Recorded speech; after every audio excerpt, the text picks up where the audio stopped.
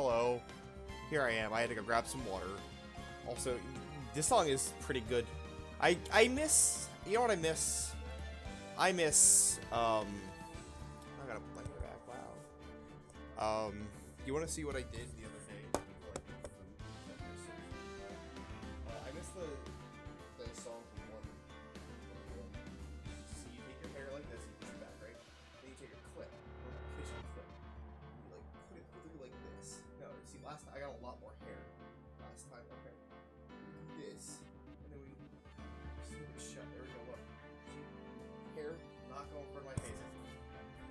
It is practical. It works. It does not sit well with my headphones. There we go. I look fantastic, don't I? I think this is my new look. I think this is how I should go around all the time. Like, go to class like this. Eventually, when I'm a professional, I should see clients like this. I'm gonna knock over my water. Should not do that. That would be only the second dumbest thing that I've done today. I.e. putting a clip in my hair. Also, everything's tangled. Why did I do that? God, it's so hard to maneuver anything. It's hard to move in space and time. Do you know how much effort people put into moving in space and time? Probably a lot. I don't know, actually. I'm not a physicist. Is there anything the trial went this morning? How do you think it went? I think it went pretty well. I mean, it went okay. Got a bit crazy in there. I just wonder if that killed our chances. Yeah, I guess it did get out of hand. Mr. Kudo's testimony did literally nothing. Literally worthless. Waste of time. This man, waste of space. Plus, now we don't even know the identity of the waitress who laced the coffee. All we know is what the old Mr. Kudo saw. The ribbon straps in the apron. That's harsh. I think it's true. He didn't contribute anything. Besides, like, what he did do was he helped prove that the other person was a phony because we prolonged the trial. Wonder that could be me? God, I hope not. Also, Salvation, how are you doing today? The victim was wearing an earpiece in his eardrum that was ruptured. Maybe... I'm trying to think, why were you wearing an earpiece in the eardrum that was ruptured? Maybe it wasn't ruptured. Maybe, or maybe it was a form of torture to just blast sound in a ruptured eardrum. That sounds awful. Talk about a contradictionitis. Time to play doctor and find herself secure. Wow, this game really just topical. Yeah, we gotta find one for Maggie or she's gonna have a terminal case of guilty. So, man, poor Maggie. So, can't really social distance in prison, can you? How does that work? Thinking about that now. How the fuck does that work? Like, you have, like, a cellmate, I'm assuming. Contradictivirus? Yeah. God. Incontrovertible. See, wait. Now I know where I've heard that before. You know where that word is? In what context? Magical Mr. Mistopheles from the musical Cats. At one point, he says, incontrovertible proof. I remember this. He does say this. He says it. Okay, we're gonna have to pull up the song at some point because he says this. Magical Mr. Mistopheles says the word incontrovertible. You know, we can just look up the lyrics. It's a lot easier. Magical Mr. Mistopheles lyrics. Okay. And then we okay, I control F incontestable. Fuck! I thought he said it. I was wrong. But I mean, it would have worked. It's the same thing. It's the same meaning. Incontrovertible is the new indubitably. Man, I remember what indubitable. Remember when that was a thing. Remember when they just said that like 20 times in one trial. In equals not. Yeah. But in means in. That's, come on. That's how language works. Vertible means turnable. So what's a convertible then, huh? Huh, Salvation? Think about that one for a second. It's like I'm just not here. Never mind that. What's going on? It feels different. You think? Yeah, everyone's on edge. What are you doing? Call the officers for the briefing. Quick! Can't you shut down the station, server? What? Chief, quit playing on the internet. But my email pen pal elite Asian princess? What? What? Say really? No! My e-girlfriend. No, my Minecraft girlfriend.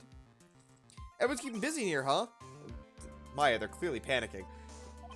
Something's going on. Something big. Hello, sir. Well, how's your Minecraft girlfriend? Oh, wait, no, I meant to, like, click on him, but it didn't. Chief of the detective here looks nasty. He looks lost now. The power of his computer's been cut. I guess I'll just have to write her... Oh, I'll just have to write her a real letter instead of an email. Need to, you know, write up some reports. Suggestion. Convertible is turned intoable, you think? But then, wouldn't it be vertible? Turnable? I don't know. The English language doesn't make any sense. Dear elite Asian princess, how are you? I'm okay. How was the show last night? Did you watch, what would elite Asian princess watch? What TV show would they partake in together? Thinking like, I don't know, something like Big Brother. I don't know. Something that like long distance couples would watch and then talk about. What an awesome job. Maybe I should send in my resume and become chief. Based on what this guy is, I don't think it'd be that hard. That must be one of the detectives. He's mumbling something to himself. Even pickpockets have their pockets picked. That's a keeper. Better go with something that doesn't sound too much like a slogan. He's coming up with a crime prevention slogan, but I'm not sure he knows what kind of crime he's trying to prevent. You know, having been to a country that, many countries, actually, a few countries, and places that pickpocketing is rampant, like Italy. Italy's a huge pickpocketing place, because of just, you know, culture and that kind of thing. I've learned it's really hard to pickpocket you if all your stuff's in the front pocket. A lot of people put their wallets in their back pocket, and to me that is very strange because, I don't know, what if you need your wallet? If you sit on it, it's lumpy. People put their wallets in their back pocket, like their keys and shit? I don't get it. I think Maggie's still questioning. But we gotta ask her questions too! Maggie! Keep it down, Maya. It's not a playground, you know. Yeah, Maya. God! Let's go to the restaurant and talk to Frenchmen. Everywhere's gone. You don't understand either? It's so weird to me. I don't know, like, why people do that. Because, like, I don't want to sit down on something and have it be lumpy. I want to sit down on something and have it be, not lumpy. Yeah, what's smooth? That sounds weird to say. I want to sit on something smooth. Soft? What would be the antithesis, the antonym of lumpy in this situation? It's lunchtime, too. Who is that? That sounds like... No, just call Nate, pal. Come on, I know you can. Alright, he's getting really worked up about something. What? Looks like an 8 would have only netted me $5 anyway. What a ripoff. Evenly distributed? But see, that's too long. That's like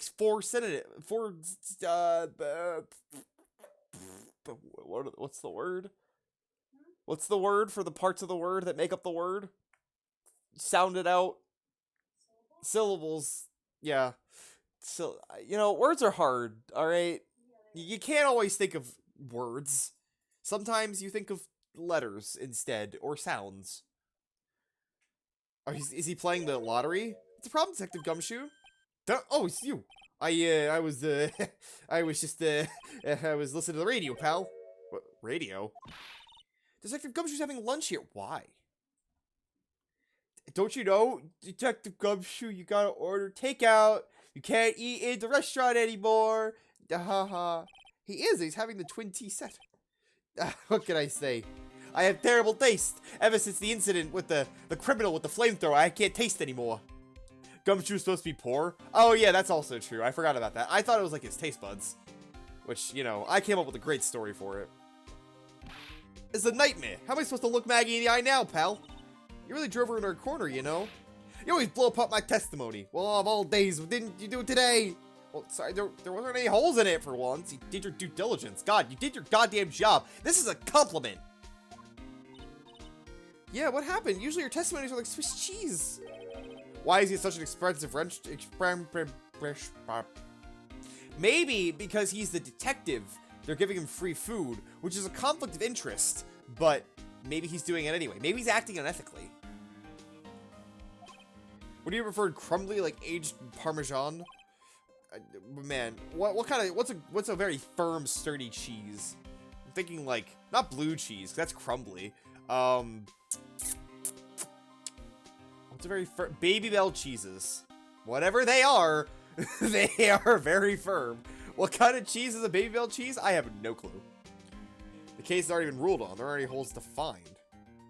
So did Maggie say anything to you about me? I mean. Well, how'd you put it again? I hate you and I never want to see you again? Something like that. Ugh. Ugh. Detective Gumshoe, I didn't mean...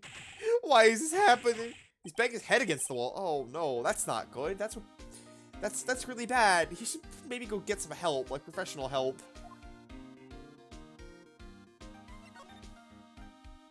I've heard of, like, stories of, like, people who work, like, in schools more than I have, who work with, like, children who have autism, who are, like, really young, and sometimes they just get so frustrated and they don't have the communication that they need to be able to, like, say things that, like, they bang their heads into walls, and it's like, wow, that's really sad.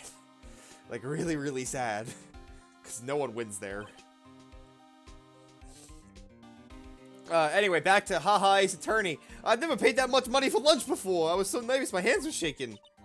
How'd it taste? Well, for 20 bucks, I guess it was delicate. Delicate? You mean you liked it? Didn't taste bad? What's the matter with him? Looks like he's thinking. That's it. I've been trying to think of the right word to describe the taste. I just realized it's bad. Wow, good job. It's kind of hard to admit to yourself when you paid 20 bucks for it, you know? I switched accents midway. I forgot who was talking.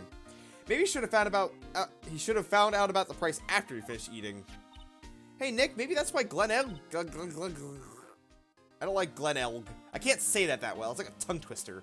Try saying Glenelg 5 times fast at home. It's like, don't say Glenelg, you say Glenelg. Elg. I don't like doing the elg. By fierce, you mean fearsome. Speaking of Glenelg, that reminds me, we don't know anything about him. Why don't we ask Detective Gumshoe what he knows, seeing as he's here? You know what, Maya? Before I forget about it, I will do just that. Because you know what? In this game, did you know you can present profiles? God is a real programming genius. They called him the walking computer at the place where he worked. What happens when he crashes, though? Does he stop moving all of a sudden? Oh my god, it's Kibo. He's a computer. He's a robot. Anyway, there's nothing between Maggie and the victim. So we found out yesterday, too. Hey, Detective Gumshoe, don't you have any information that's a bit more fun? Like, what was his astrological sign? Or, what's his blood type? It's not very fun. Kibo's, oh no. Smiley face, winky face, no face. I know, so have you paid a visit to where Mr. Elg worked yet? You might as well. His workplace? Where's that?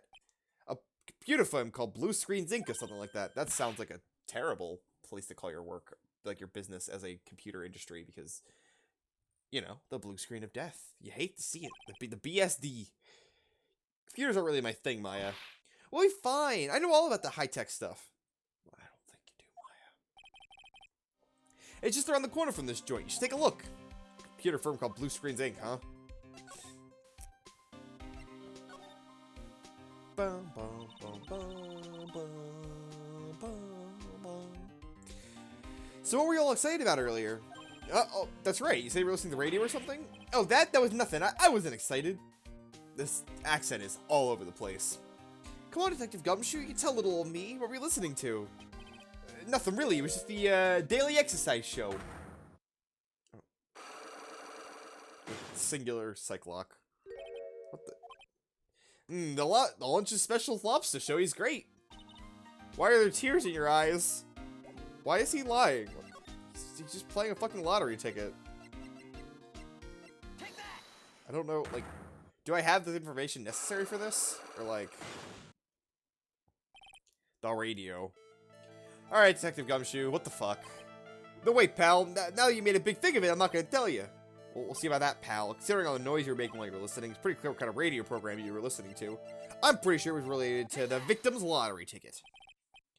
I'm right, aren't I? You were listening to lottery results, weren't you? You thought you'd try to win big, like Glen Elg did. I don't like how Gumshoe breathes with his mouth. He's like, what if you were just talking to someone and they went...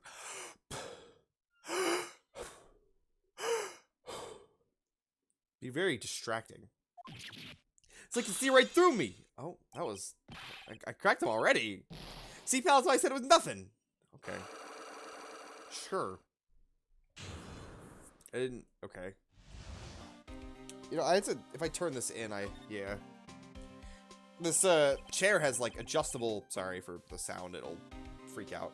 Has adjustable armrest, and if I tilt it in, then it's like the perfect length that I need to like rest my hands on if I'm like playing like a DS game, which is nice because like you gotta do your hands like this. It's all like complicated and shit.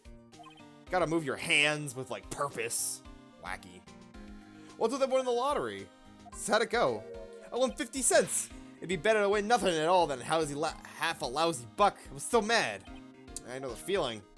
I bought the same kind of ticket as Mr. Elk, see? And they got their special radio show where they announce the winning numbers. They even do the drawings live on air. It's intense, pal. That makes me think that maybe he developed like some kind of program to like predict the lottery ticket winnings, and that's why he bought a lottery ticket. And that was the motive, was that they knew that he'd have a living lottery ticket. Yes, I will keep that. Because he was a computer man, and because he bragged about it or something. Because we already know the motive was for the money. But it was the goth girl. The lottery's literally just random. But see, what if it wasn't? What if you could predict the lottery using math?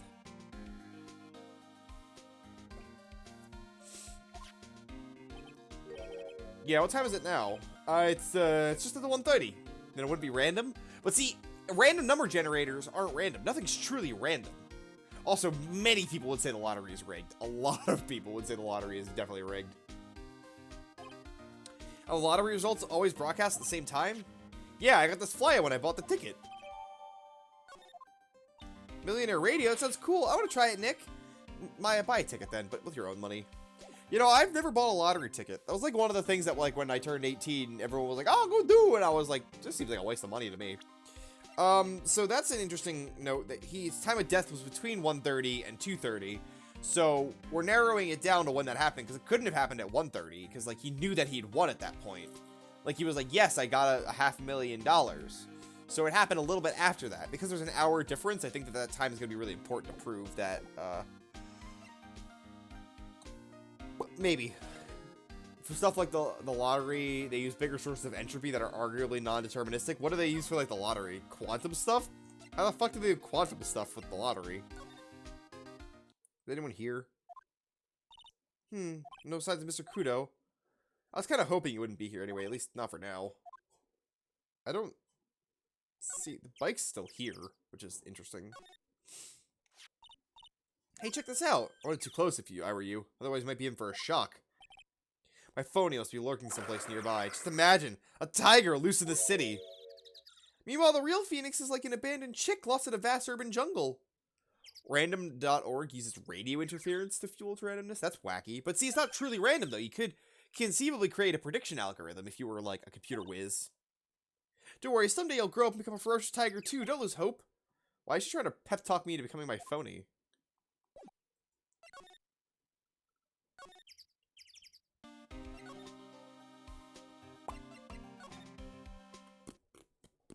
Maybe I'll use that for rolling my D&D dice, cause God, sometimes I don't trust the D&D bot that I have that I use for my games, because it just throws out like 3 ones in a row, and it's like, fuck me, I guess. Wow, this place is so high tech. You can almost smell the electricity in the air. Computer from Maya, they can't work without electricity, you know. Oh, who are you? Oh, I'm sorry. Access is restricted to authorized personnel only. This is a computer programming laboratory. There are far too many trade secrets that could be leaked. You could argue atmospheric noise used as a source for random.org numbers can be viewed as chaotic but deterministic system. If you knew about the process that caused that noise, you could potentially predict the numbers generated. Yeah, see? That's what I was saying. Unless there's longer. And then it's like, but fuck you. That'd be funny. Wow, what secrets? Everything you see here is classified. No information can leave this building. Understood. Who's this woman? She's kind of like a robot from some whacked educational show. My name is Lisa Basil. I am the company director. Director? She's human? She's more like a ghost in a shell. Ha! That's an anime movie. Got him. Nice, sick reference. You'd need knowledge of the position and velocity of every single molecule in the planet's weather system. It's infeasible in the inaccuracy of weather forecasts. A good example of how difficult it is to give a rough estimate of the weather. But, see, what if you could? This is Ace Attorney, where you can drop a statue on someone, and the cloak flies off and then flies up on top of it. If that can happen, anything can happen. That thing over her eye, isn't that the same device as Glen Elg's? That's a DMH, right? Nice try, Maya, but it's the other way around. It's an HMD, head-mounted device. All of my programmers here at Blue Screens Inc. are supplied with HMDs. Then do you write programs too? No, I just enjoy wearing this. I mean, hey, I enjoy wearing this. It's keeping the hair out of my face. It's working its wonders. Display mounted head. That sounds terrifying, Salvation. Sounds like something that would be like in Doom, where like there's a computer and then there's like a head in front of it and you gotta like poke the eyes to like make the computer do stuff. In fact, I think there might have been something like that in Doom 1. I can't remember.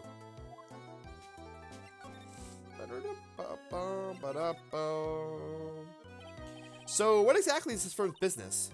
I will try to simplify it so that you can understand.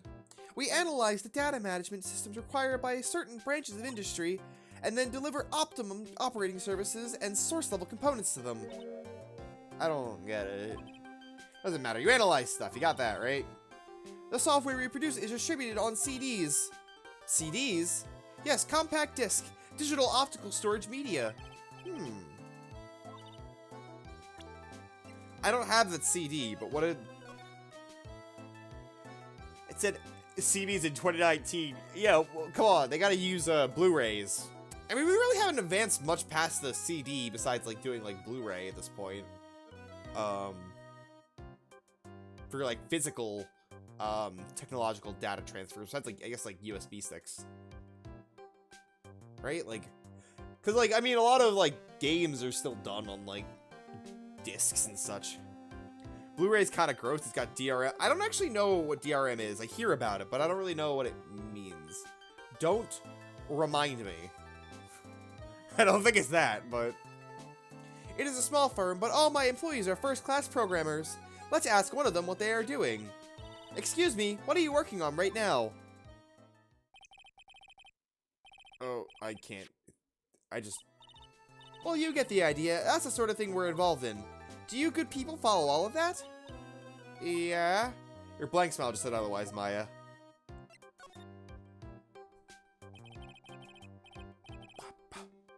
Digital rights management, anti-copying stuff. Oh. That's like the HD whatever on the PS4 that if you want to stream on the PS4, you have to like turn that off. Which is really annoying because it's just like closes all your applications and then open it up again. You know what happened, right, Miss Basil? You mean about Glenn being poisoned? Yes, I know. It's terrible. I'm smiling for some reason.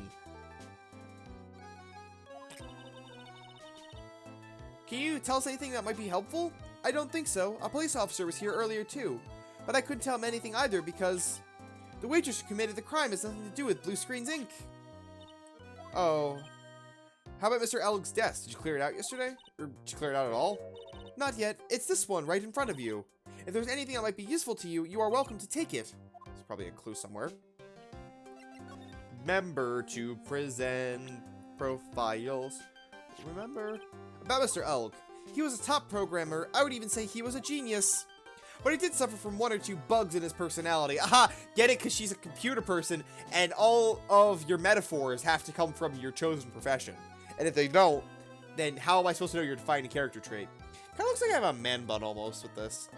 What would it look like if I wore a man bun? Probably not great. Oh, like what? He was a bit of a loser. Perhaps that would just be the best way to describe it. So what got him into trouble? What's the matter? He was a top programmer. I didn't say he was a genius. So he really was no trouble at all. A model employee. Hey, wait a minute. You said something about him being in trouble. What's the trouble?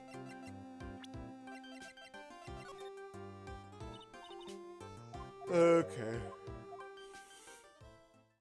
I don't, you know. Just nothing to talk about. Boo boo. You reading the text? Oh, okay. Cool references. Oh, okay. Sometimes I don't know. All the extra text is just kind of like a lot to read through. That data is super admin restricted desktop access pad protected.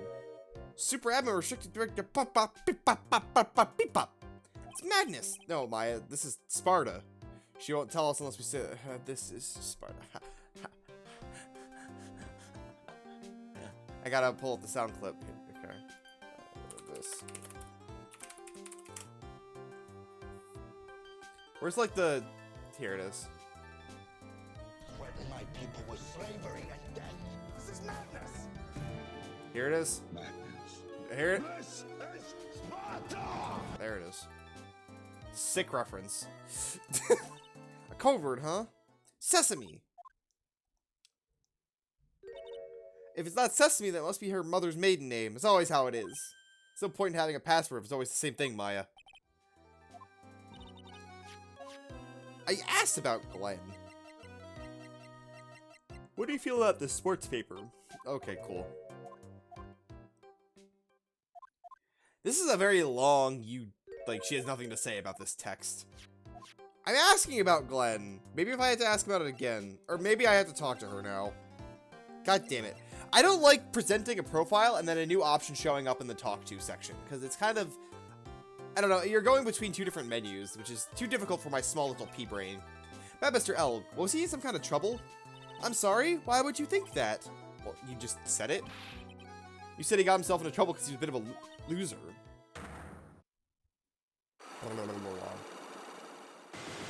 It's kind of necessary for this. Yeah, I get why it's kind of necessary, but, like, I wish that, like, the thing would, like, flash being like, you have a new option. You know what I mean? 3 locks. Mr. Elg is like every other man with his own pile of secrets. Well, I'm gonna, like, examine his desk first, because there's probably something important on there. Look at this desk, it's a mess. Pretty average to me. You can't get any work done with everything all over the place like this. You think? Real whiz kids can work under any condition, you know? In future games, it bring you straight to the menu when the option appears. Yeah, that'd be nice. Which has its own problems. Yeah, if you were trying to do something else, but, like, at least it's like, hey, thing, wow, look, shiny. I'll clear my desk when my stops asking silly questions. No, hurry then. Ha! Ha. Hey, this calendar. What about it? This is another hint about tidying. You forget about it. So it's marked December 3rd in red pen. That's the day he was murdered. Is there anything else? Yeah, it says meet with the tiger. The tiger? Oh my god, what if he was meeting with him through Zoom digitally at his head-mounted display, and Maggie could see it because she can see the internet? Is there anything over here? No, nothing. What do you have to say for yourself? Really pounding that keyboard, isn't he?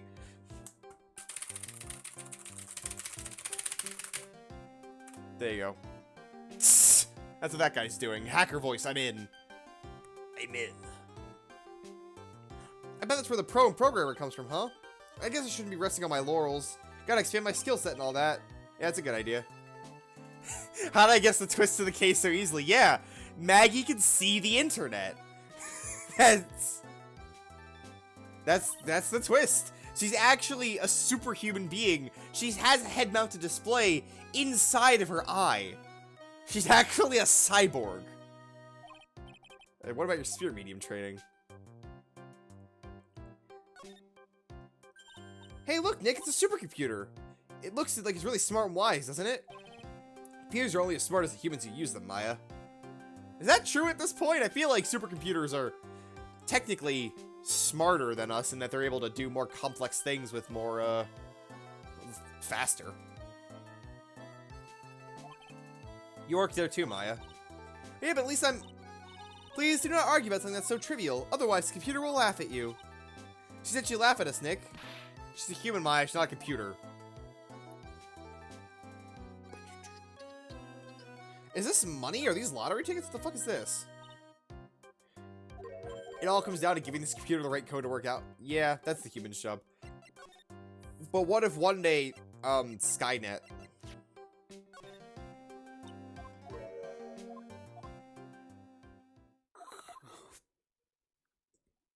When will we get to the... So, do you think that AI should be given, human rights? That's a thing. That's a discussion that's happening, right? Like, AI being treated like AI versus given human rights. Because if we give AI human rights, we open up a whole can of worms, and all the, like, super smart people are like, no, don't do that. That's a bad idea.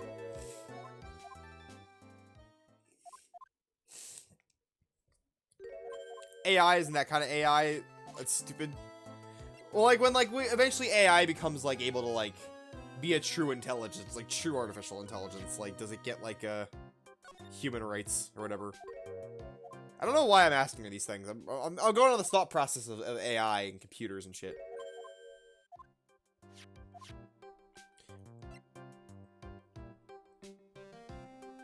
I guess you would know about the lottery. No, you wouldn't. I guess I could just do the Cyclops, but like I didn't think it was.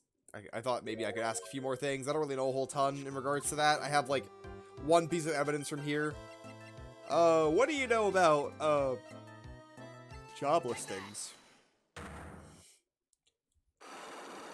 My ears get congested.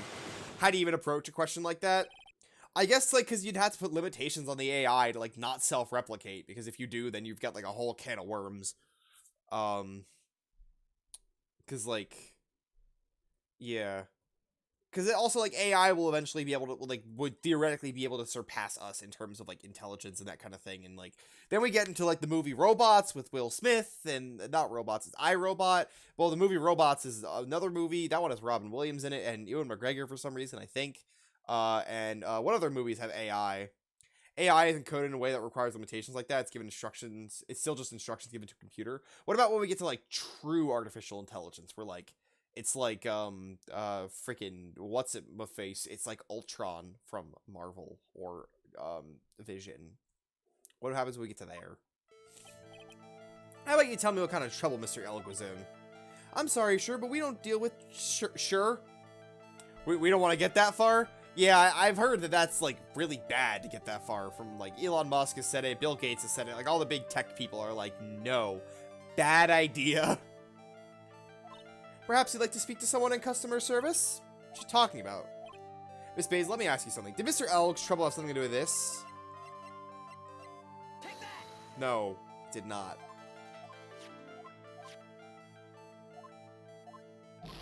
Okay. I mean, I was guessing it's the lottery ticket, but like, I don't know why. Yeah, I don't know why I didn't click that first. I thought it was a lottery ticket. What is that? It's a lottery ticket. There were a ton of these on the victim's table to see the crime. And what is the relevance of that? Well, the victim had a gambling habit, didn't he? Phoenix, where did you pick that up on? I guess because there were a lot of them? I don't think that's a logical conclusion based on the facts. Yeah, I don't. Where did you get that from, Phoenix? Everyone dreams of being rich. Even I listen to Millionaire Radio. She's right, that is a bit weak on its own, but Mr. Elg's gambling wasn't restricted to the lottery, was it? What? Oh. Well, but be careful, if you're careless, you can lose everything. Okay, so my logic on that one is that he liked horse racing. And I thought that maybe like the horse racing calendar was gonna be like, oh, he liked horse racing, but apparently it's not.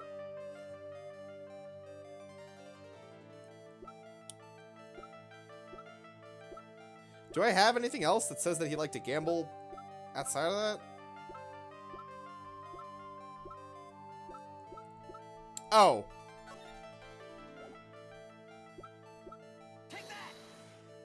Okay, that also made sense in my head of like, oh, he bets on like sports stuff.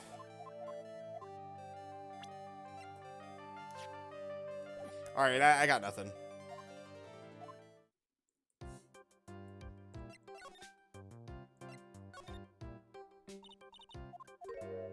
A book about a fictional timeline after World War II where some people decided to make human cloning a thing.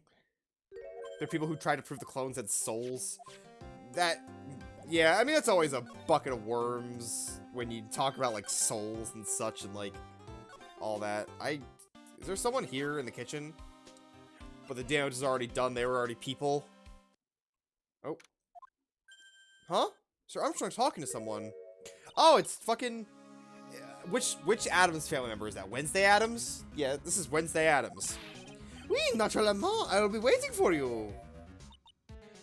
If you haven't got it by then, I'm afraid it might get a little hot around here. No, I will have everything ready, I promise. I love fire, you know. I love the way it crackles. No, no, stop it, I beg you. Then don't let me down. I'll be watching you. So she's a loan shark. My nose is not necessary. You can trust me, mademoiselle. Once you make it possible, you have more difficult questions to ask, yeah. Same with AI. Once you make AI, it's like, I'm like witnessing this. This is a threat. Once you get to AI, it's like once you make AI actually like possible, then suddenly it's like, oh, there's like 30,000 more questions we need to ask. Oh no, you don't have to worry. You know, you had far too much worry. Maybe it's just up your lax. It's like oil of the sandalwood. I do love raw meat from time to time. I'll be taking my leave. Goodbye for now. Alright, get out of here, fucking Wednesday. I have the shivers. I must rub some of the oil over my body before I become the nervous wreck. There, oui, oui, that feels good. Ooh la la, excusez-moi, monsieur. My eyes! Your eyes, if you have trouble with your eyes, you need Sisla oil or sandalwood. Isn't this just a leftover what you were just using?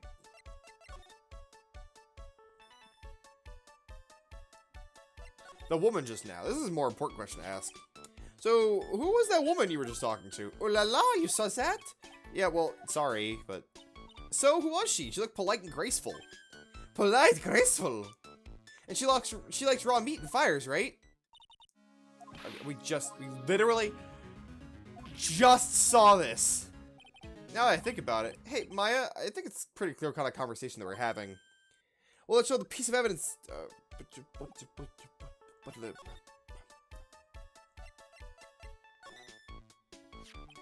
So long as that paper exists, I am but a delightful angel with still have broken wings. An angel, huh? Doesn't bode well when you think about it. Oui, they kept harassing me month after month. In the end, I had to give in. I agreed to help them. Help them with what? Ma bien sûr. If I did not owe them lots of money, I would have refused. But my hands were tied. Please. What did you agree to help them with? No, I cannot say. If I tell you that woman, she will slice me up. And eat me with a salad garnish. Doesn't mean he'll be literally sliced up and served with garnish. I guess that woman has something to do with your loan contract, am I right? Please, Mr. Armstrong, tell us about that woman.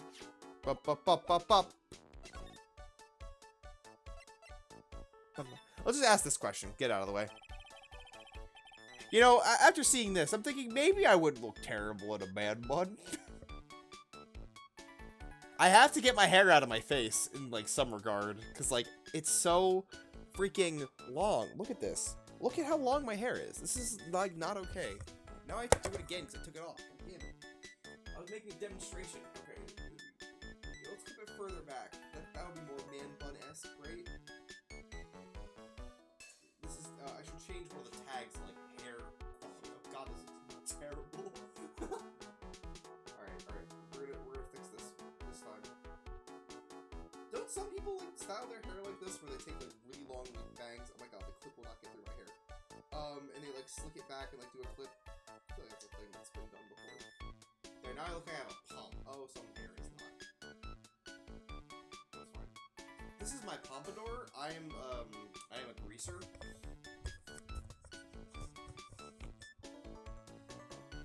I guess it didn't really change all that much, besides now it won't, like, fall down in my front of my face. No, you're right, monsieur. Perhaps that is the perfect time for you to visit me, no? That way I can give you my undivided attention and cook for you la dish supreme. Isn't supreme in French like supreme or something like that? I feel like French likes to ignore syllables and letters. Put on a brave face, huh? That's what girls do, Nick. What? Maya, what? Maya, what? But you are right, business is very difficult these days. Perhaps the name is the problem. Perhaps you don't understand it. I think it's Trey. I just want the people to think that my restaurant was exclusive. But do you think you just serve fast food? They think you just serve fast food in cheap plastic trays? Nick, that's the kind of thing that can make a girl cry. Have you forgotten that Mr. Armstrong's a man, Maya? This is some weird dialogue. But this restaurant is my life. It means it's everything to me. I will defend it to la finale. No one will take it from me. The woman who was here earlier, I take it she's Why has it come to this? What a tragedy! Suddenly I find myself so deep in la debt. It is a sign of la bad world we live in, huh? I'd say it's a sign of la bad culinary skills. The woman who is here? This scary woman. She is from the loan office. Loan office? Is that where you borrowed $500,000? That's a lot of money for a loan. What kind of interest do you have on that? Like 2 times? You owe him $1 million? Oui, tender lender it is called. Catchy name. Just hearing it makes you want to borrow some money. Please, you must not borrow from them. If you must borrow no more than $10. $10? Sounds like your whole monthly stipend, Maya. Hey, I get a bit more than that, thank you very much. So Tender Lender is a loan office you borrowed $500,000 from, huh? I wonder if they have anything to do with this case. Yes! I'm a weak woman, Armstrong, like my man. A woman, whatever you self-identify as. Just pick one for me, alright? When I'm upset, I have to buy something nice to cheer me up. Thanks to him loaning me the money, I have to pay back $500,000 now. I am like the slave. I have to do everything that they tell me. Who is this he?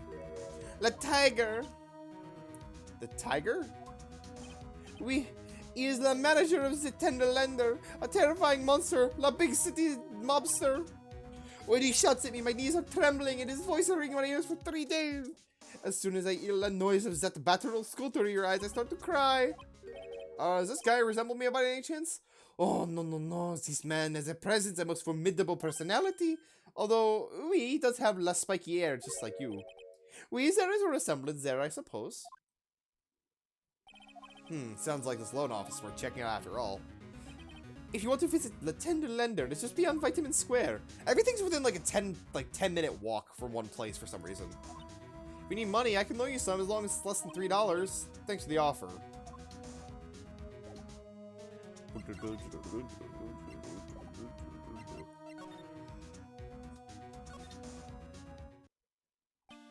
Well, I'm gonna head back to the precinct now. We're having a big meeting starting in a bit. About Maggie's case, you mean? No, that's pretty much wrapped up now. There's another big case going down at the moment, so she's been pushed aside. Okay, see you later then. I wonder if that's gonna be 3-4. Oh, and he's back. You better get going, detective, or you'll be late. Actually, I kind of got a favor to ask. It's a big one. A favor? Yeah, it's for Maggie, actually. I was kind of hoping, you give her this for me. Are those, like, hot dogs? Hot dogs and rice? It's it's a lunchbox. I got up early so I could make it. I've been real worried about her. She looked like she lost a lot of weight. Detective Gumshoe? How many weenies are here? Oh, it is hot dogs! It's not a person on Earth who could down this much meat. Oh. Maybe he's testing Maggie. Trying to see how... No. You think? I love weenies. I can't get enough of the tender juiciness. So you give it to her? It'd take me ages to make. So say you will, pal. Can't exactly say no, can I? Maybe I'll eat it myself if I get hungry. Don't forget, okay? I'm counting on you to give that to Maggie. It's got like a freaking file in it. He's trying to break her out of prison. Gumshoe wants to give Maggie's weenies? Yeah, I mean, that's a pretty, pretty direct innuendo. Place gonna be scary. Win through compromise. Well, there's a blue suit back there. There's a Shogi piece. That's Shogi, right? The thing in the back next to the Daruma. Place got a strange vibe, doesn't it? Looks like the tiger is in his lair. As I say, that's a very good thing.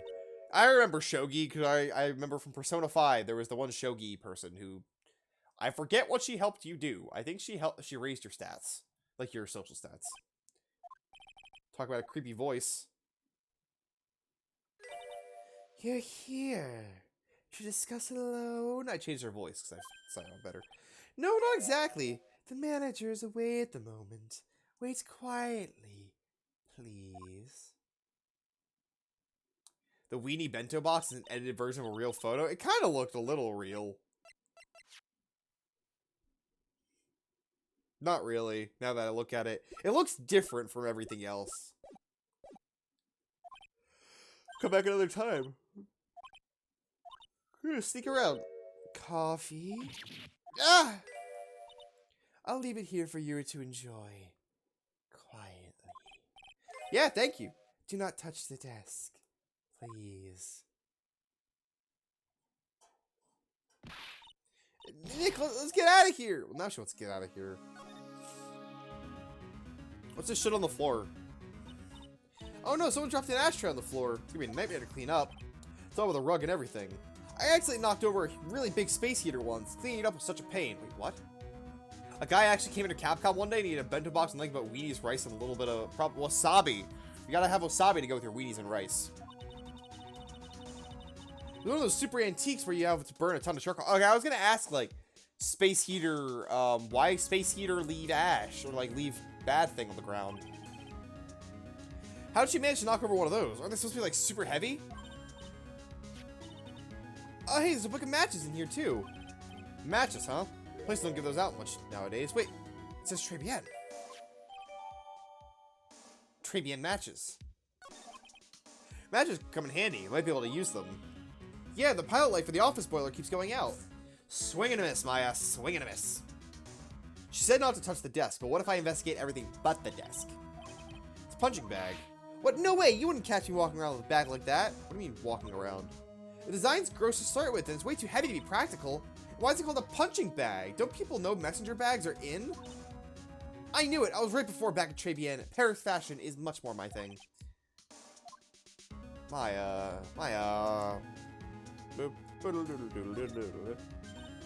Hey, look at this Parisian-style coat. It's so chic. It's like a pimp coat to me. Phoenix? You can't just come out right out and say this guy's a pimp. I mean, he probably is. He's a loan shark, so that's not terribly... Wouldn't be terribly surprising, but you can't just say that. Hey, look at this. The suit's the same color as the one you wear, Nick. Huh, same color as my suit. Keep your voice down, Maya. Nick, look at it. Some cake? I'll just leave it here for you. Yeah, sure, thanks. Just wait here quietly, otherwise. Nick, wait here quietly, she said. Yeah, sure. What? I have my eye on you. Only so I can take care of you. Understand? Okay, goodbye. I'm scared, Nick. So what are we getting so excited for? Look on the lapel of the suit. That's a very fake attorney's badge. Is the tiger a lawyer? No, look, it's made of paper. For some reason your bag suddenly looks really cheap to me, Nick. Why doesn't anyone recognize an obviously fake badge when they see it? Like, come on. There's a piece of paper hanging off of this thing. This round thing's called a Daruma, I think. I figure I'd read a book or two and be more cultured in case you're wondering. You mean you aren't making stuff up for a change? Yeah, that's a Daruma. I bet you also didn't know no matter what, he always writes himself. Go on, Nick, give him a good shove. Only if you're like dying. This yellow thing, it's a Japanese chess piece. I think it's a king? Not that I'm an expert or anything, I'm more of a reversey. What's reversey? I've heard of that, I feel like. Let's look it up. Let's do a quick reversey search. Oh god. Close out of that. Reversey is Othello? Reversey. Game. Yes. It's the one where, like, you... Othello, a modern variation of Reversey. Oh, okay. Assuming she knows what she's talking about, these things aren't exactly your typical mobster wannabe items. They're not trophies, are they? Piece of paper sticking out from under there. A repair bill? He had some work repaired on those cars. Do you even have one? $1,500 to replace a bumper and a light. That's insane. Cards registered to Cadaverinus? Cadaver Innis. Dead. Death. So that's not even the tiger's car? Why would someone else's repair bill be in the tiger's office? The Othello is trademarked? Oh, okay. Coronavirus? Went through compromise. I wonder what that's supposed to mean. Must be something if they took the trouble to frame it like that. Well, this doesn't make any sense to me. Ah! That's Tenderlender's guiding principle. Oh? Compromise the customer to win. Oh. Oh, I see. Yeah, well, as long as we don't have to compromise my hair, I say we're okay. That's one slogan no business owner should ever explain to their customers. Alright, well, I touched everything besides the desk. Here I go, touching the desk. There's a CD player on the desk, but the desk is still loud, so I wonder if you can hear it. Nice, sick burn, Phoenix. Sick fucking burn. The lid's open. I wonder what kind of music the tiger's into. Have you finished the coffee? Yeah, thanks. It was, lovely. So, you drank it all? Did you poison us? If you touch anything else that doesn't belong to you, there's always another cup. Coffee. It was laced with something. I'm sure of it. Nick, my stomach is killing me. Oh, wait. Maybe it's just the burger I ate for breakfast. Sure hope so. Maybe take a look at that CD while we're still alive and have the chance. It's not the Rocco soundtrack, is it? Claw of the Tiger? Wow, Claw of the Tiger, wow. It's a demo CD. The artist's name has been handwritten on the desk in pen. MC Bomber. Millionaire Cutter. Millionaire Crusher. Millionaire Check. Million check. $1 million check. Millionaire Consumer. Millionaire Cat. The CD Maggie's talking about. Minecraft Creeper Bomber, yeah. Let's listen to it. I bet it's heavy metal. Oh, wait, the woman will make us drink more coffee if we do.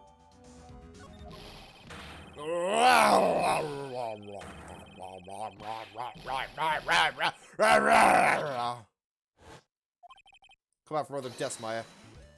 What are you two snooping around my office for? Nothing. Oh, my precious carpet. You's got ash on my rug. You gonna wish your ugly feet never came through my door? Wasn't us. You wanna argue with me? Is that what you doing? You think you could take me on? I'm gonna flatten you through the pancake and then turn you into my new rug. Oh, Don Tiger, you're back. Voice is like evil seeping into your head through your ears. What do we got Wednesday Addams and El Tigre over here doing? I knocked over that ashtray earlier and... She got a death wish or what? Oh, right. Huh? Forget about it, Violetta. It's none. What? I ain't gonna get mad at you. You're too cute, you hear? Is she the real mastermind? Does he bow to her? Here, have some cookies. I just baked them. You'll need some strong espresso while you're distressing your loan. Okay. Goodbye. Phoenix right! Yeah? You was either crazy or just plain stupid to chase after me. I worked so hard, but now you gotta come and mess up my plan. So it was him. He's my phony. Eh, but I don't care. No one gets in my way. What? I mean, excuse me? Fuck. Fuck. No questions. This is the last time we meet. Did you just leave? Wait. Please. God. Nick. You waited until he's out of earshot before you shouted at him. Like you're the one to talk. I didn't hear you scream, "Hold it!" either. The espresso. And cookies. This one is definitely not good for my heart. Now, what was the tiger called her? Violetta?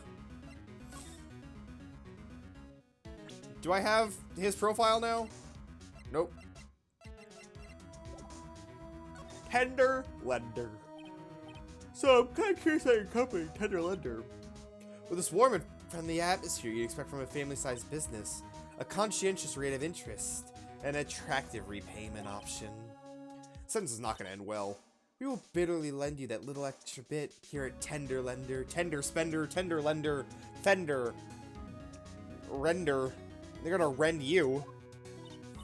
Hey Nick, things are a bit tight for Right & Co at the moment, aren't they? I mean, there's that $500 you owe me from our card game for starters. Why don't you take out a loan? Illegal tender? Ah, illegal tender spender lender fender. Wait. Fender.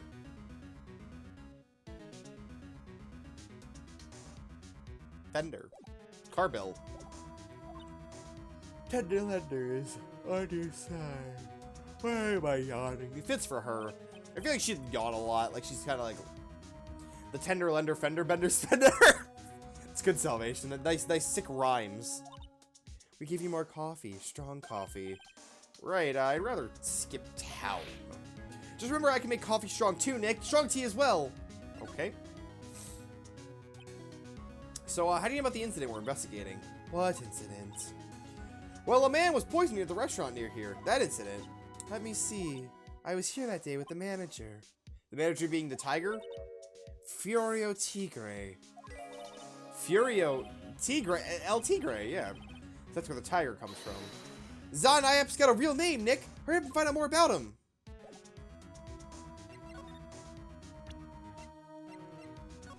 Why am I yawning so much? I need to just breathe more.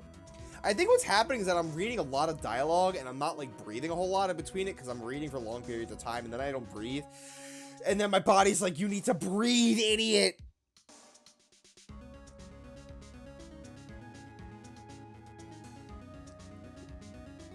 There's a little piece of ice in my water that touched me. I was very confused on what it was. Can I ask you about the tiger, Mr. Tigre? Cookie? Sure?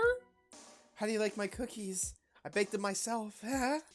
Get some nice arsenic and what's the deadly plant? That's like not nightingale, nightshade. Nightshade? Is it nightshade? Go ahead, Nick. Honor's all yours. No, ladies first, Maya. Every time I look at this, I just don't get it. Why are the tiger and the scary girl working together? Or what are they working on? We are lovers. It's not exactly coming across your tone of voice. And I owe Don Tiger my life. He's the one who saved me. The tiger saved you? Please address him as Don Tigre. Otherwise, I'll have to. Alright, Don Tigre. Sorry. Yeah. Saved your life? What does that mean? I'm very frail, you see. Just recently I died. Once. You died? About 4 months ago, the doctor said to abandon all hope. I guess they were expecting her to take a boat ride across the river Styx. Ah, yes, Phoenix, the staunch follower of, Greek mythology. But Don Tigre, he saved me. He gave up everything. Everything? When I found out what he had done for me, I was happy. No offense, but I'm finding that a little hard to believe. I decided to pay him back with my life by serving him coffee and espresso. Still wonder about what's in her coffee. So is that why you've got the bandage around your head? This? Yes, that. So what's the story with the bandage? They put it on after the operation. Operation? It's just a little injury, a little fatal injury. Fatal injury? Might just suffer one by yourself by the sound of it. So that's the injury you were talking about before when you said you died once? Oh my god. Oh my god. Oh my god, there's so many. Sure creeps me out, Nick. Same here, we gotta find out the truth.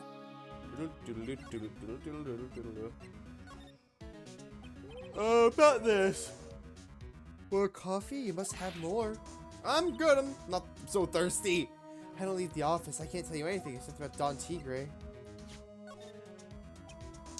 That's about him.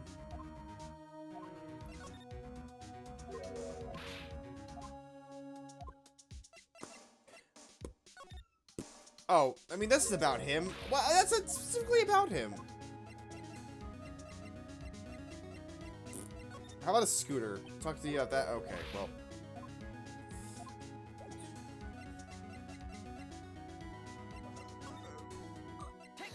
Let's just see. If I don't even, if it's not very clear, I'm gonna back out. Oh my god, my ears. You said that bandage around your head was from an operation? You also said you suffered a fatal injury to the head, right? Oh, she got hit by a car. Take that! I hear a car repair bill. From this, it seems pretty obvious that this car was involved in an accident. Let me see that. This bill is made out to the Cadaverinis. It is. I don't think I ever introduced myself. What to the Cadaverinis? Alright, this is why. Oh.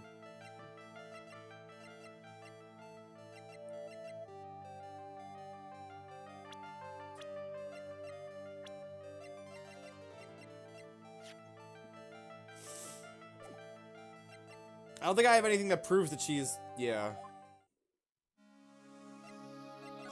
I can't talk with her anymore about that stuff. Maybe if I present her with my attorney badge. Okay.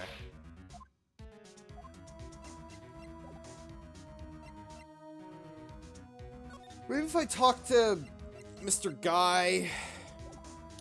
Oh.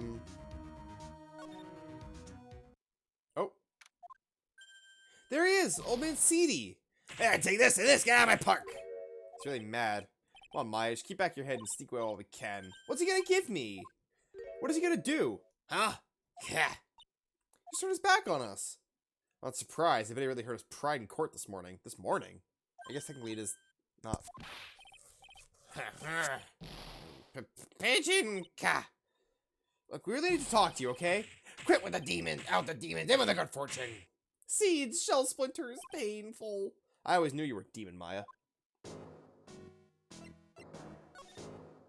What do you what can you offer me? Embroider? You said you're a craftsman, right? I'm gonna recline ever so slightly. There we go. My court record real quick? Okay, here we go.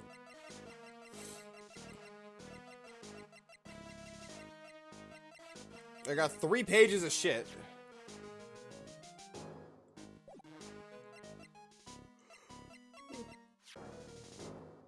Maybe MC Bomber is like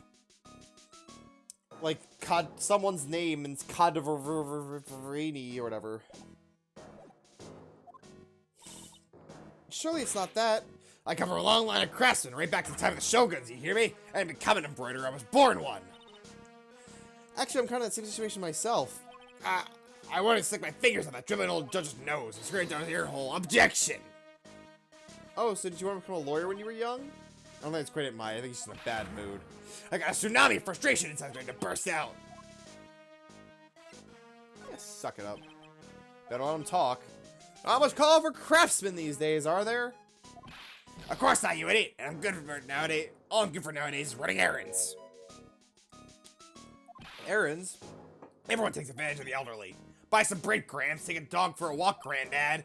Feed the pigeons, old man. What am I, some kind of two-bit community handyman? Yes? Buy some bread, now that I can understand. What's the point of feeding some seedy pigeons? Why don't people say what they mean? Get lost, is what they're trying to say. Oh, that's very sad, because, you know, the elderly do have a bit of a problem connecting with people, because they're kind of just ignored, shunted, and put away. Nursing homes are torture and terrible.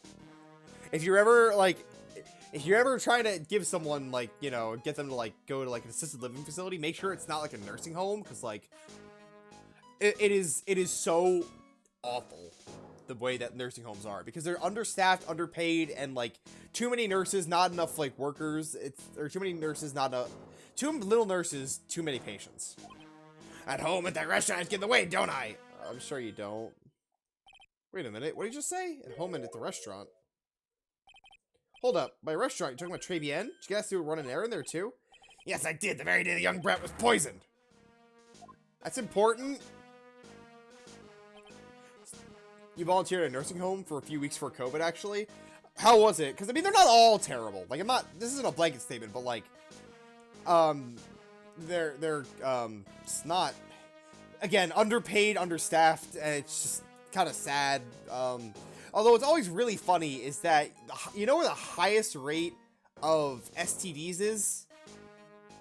I don't know if it's, like, highest rate, like, ever, but, like, there's some, like, statistic that, like, nursing homes have an incredibly high STD rate, because those old people, they be fucking a lot.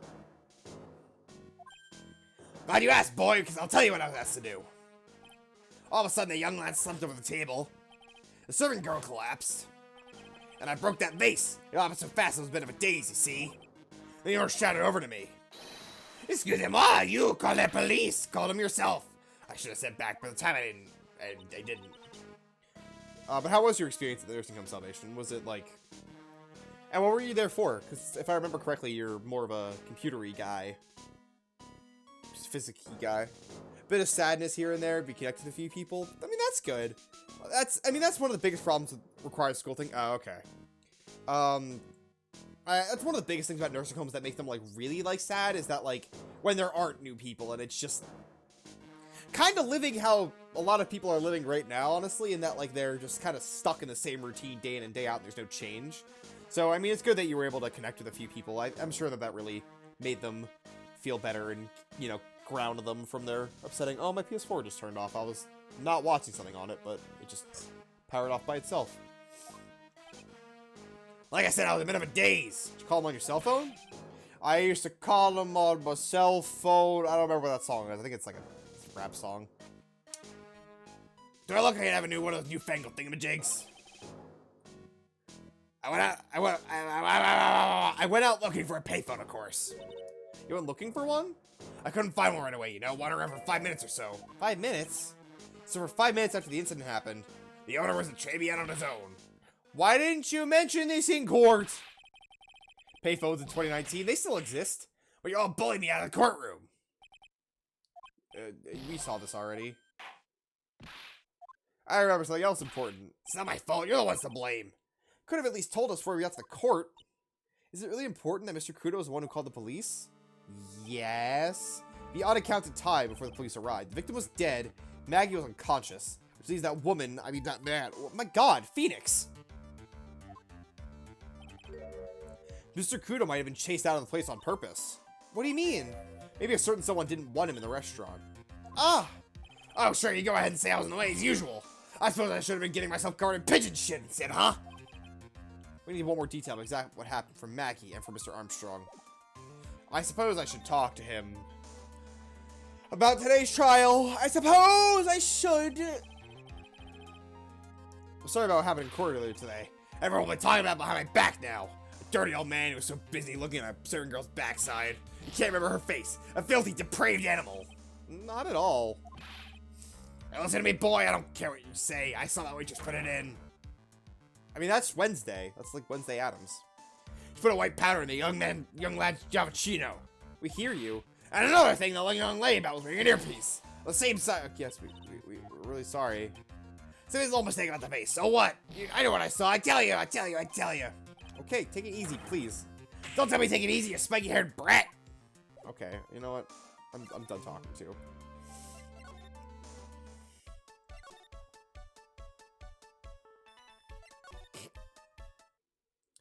Kitchen time. Armstrong's out again. The place is open for business. You can't have a restaurant without a chef. Hey, it's not my fault, Nick. Don't take it out on me. Only a couple of minutes after the incident happened, Mr. Kudo left the scene, leaving Armstrong there alone. I'm missing when he's talking the most. Maybe he's trying to avoid us on purpose. Thinking, Phoenix.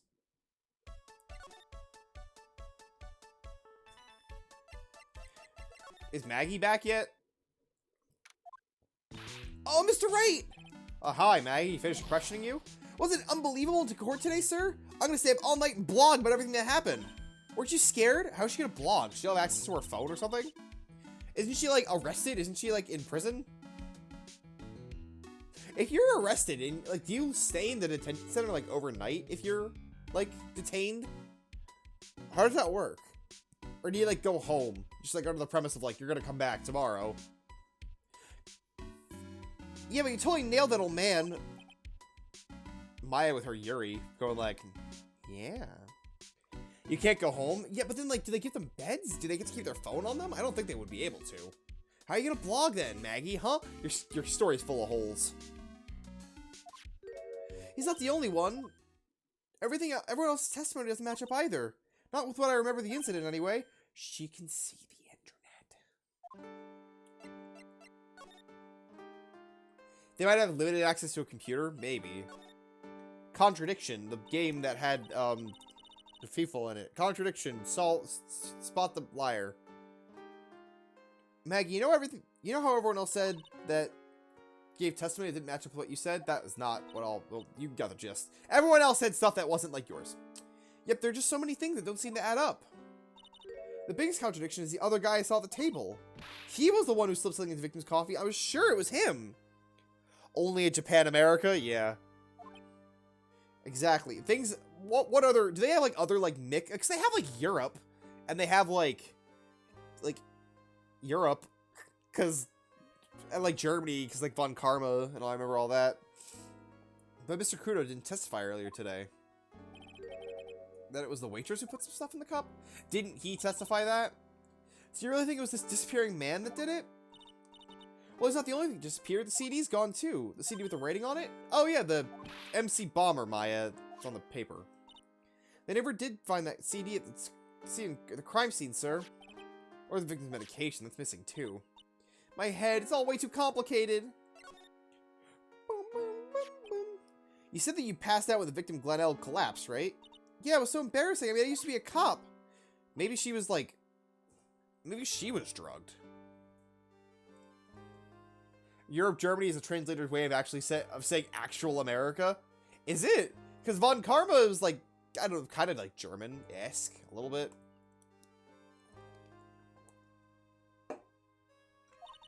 I mean, like the Von, like that's a German surname.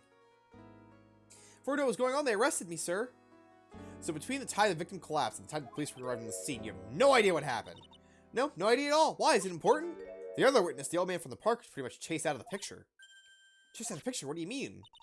Old CD wasn't inside the restaurant because he was told to call the police. In Japanese, their last name is Karma, no Von. Oh, interesting. So that's actually kind of interesting. Exactly. You, Maggie, were unconscious.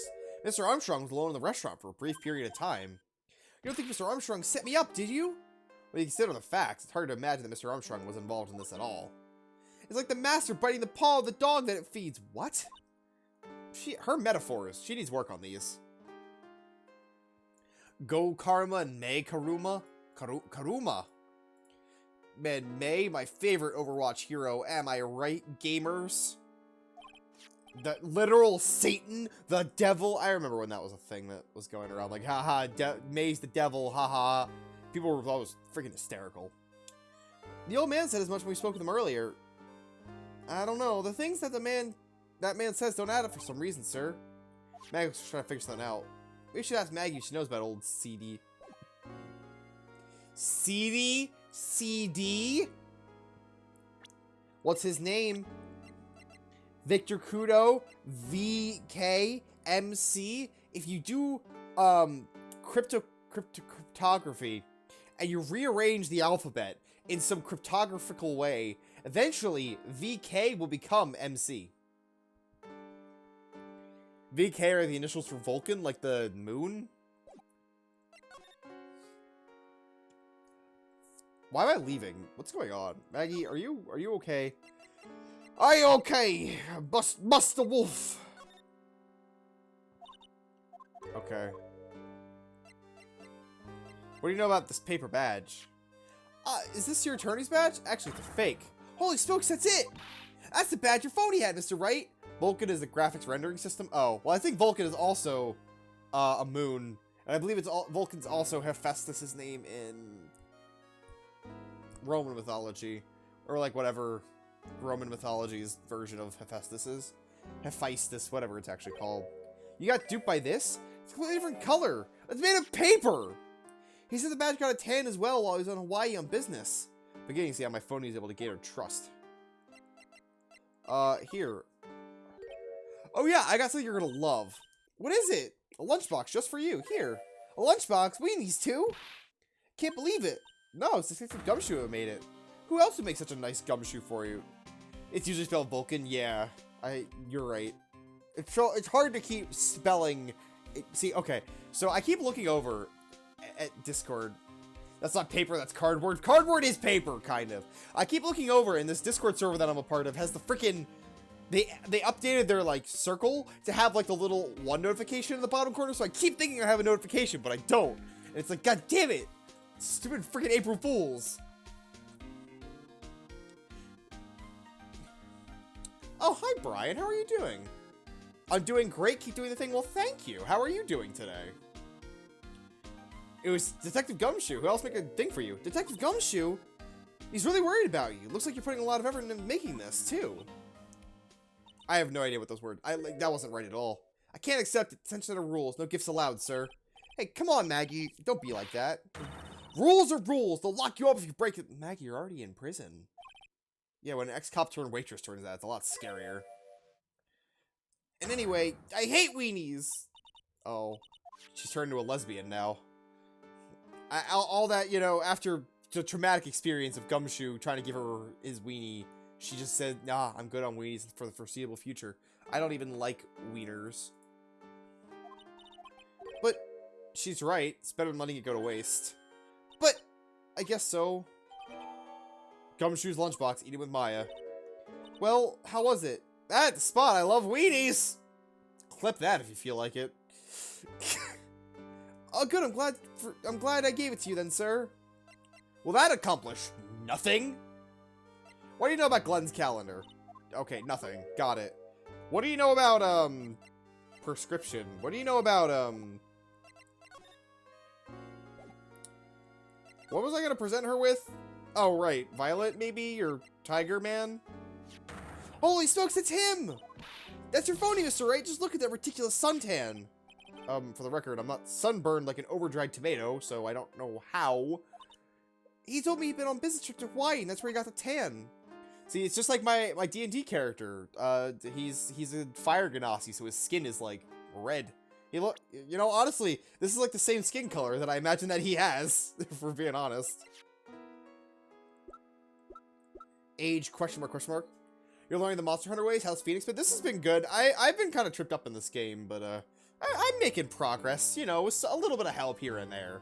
But, man, what are you playing in Monster Hunter now? Are you playing, still on Greatsword, or are you, have you moved on to something else? You gonna present Kudo? Okay, you're right. Yes, I was gonna do that. I've been a bit of a courtroom proceedings addict for years now. It feels like forever since I saw a witness as slippery as that old man. He's not really that bad of an old man, though. Still, I feel a bit uneasy. I thought you said you felt much better. Make up your mind! Maggie, if there's something on your mind, you gotta tell us.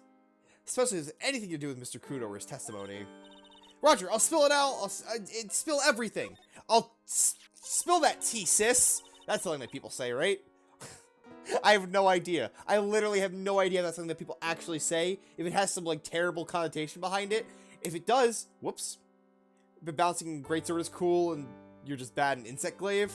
Yeah, I mean, Insect Glaive is easy mode, though. You know, I don't want to, like, say that out loud to you. But, like, Insect Glaive really is kind of just easy mode. As someone who did most of the story on it.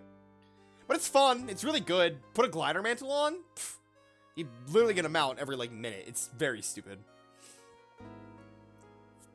I can't believe someone as nice as him could have anything to do with this.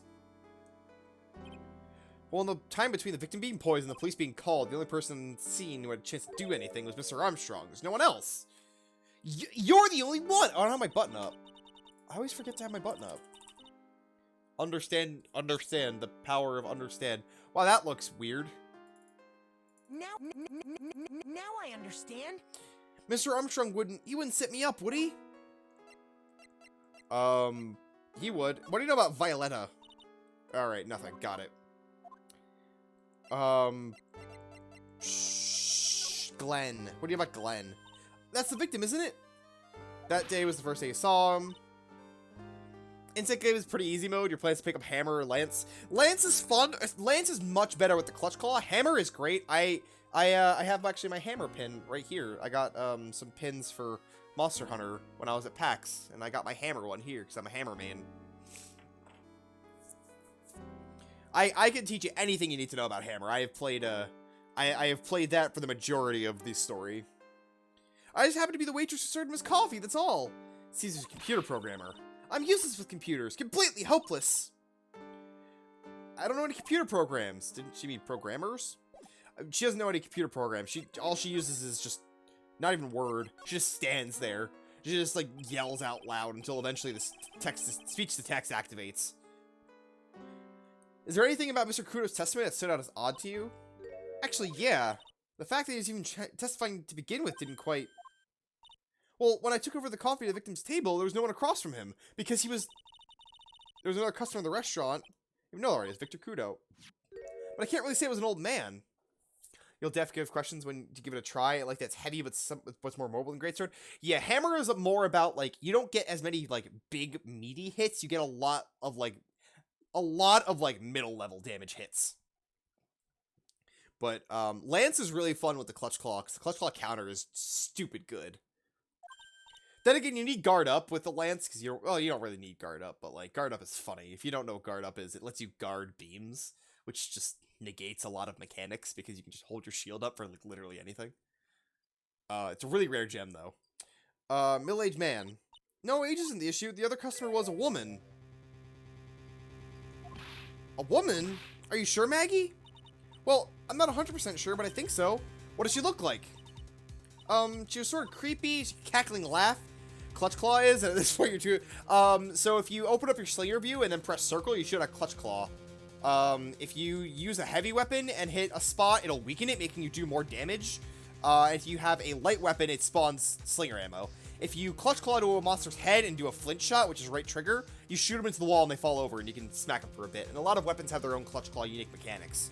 Like, Lance has the Clutch Claw counter, Hammer has like a Clutch Claw combo that you can do, etc., etc. Creepy.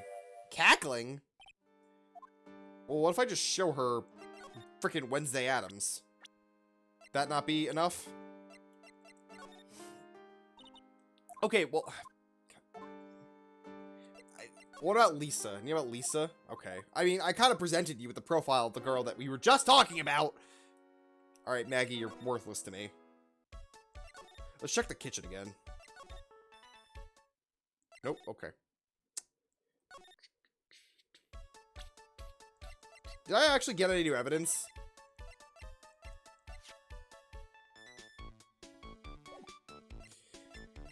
I don't really have anything that proves the thing behind Lisa Basil's name, right? What?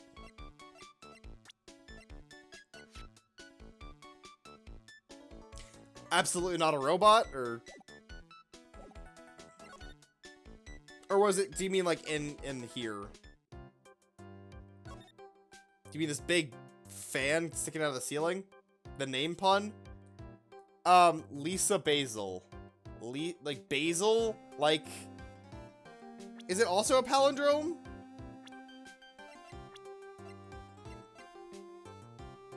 It's just, yeah, it's another palindrome. Why are all programmers palindromatic? Do I have anything now that says about gambling? Not really. I have this.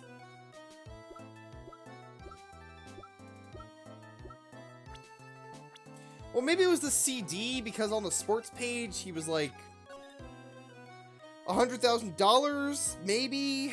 Like, maybe he was betting on the thing doing the CD or something? I don't really know if I have, evidence for that, though. I feel like I should keep talking to Maggie, because, like, I feel like I didn't really learn anything besides, like, stuff. I didn't get any evidence, though. Present. What if I present Gumshoe to you? How are you gonna feel about that? Are you gonna feel sad? Back when I was an officer, just have gum. Let me.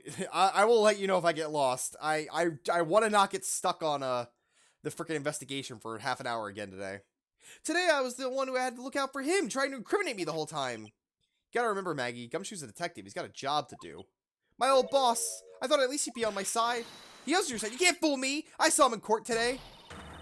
I felt like a little baby woodpecker being pecked on the head by its own mother. Gumshoe's testimony is pretty solid. No wonder it hurt her so much. I hate him, sir. I hate him. I mean it. I don't think it's gonna get through to her that he was trying to help.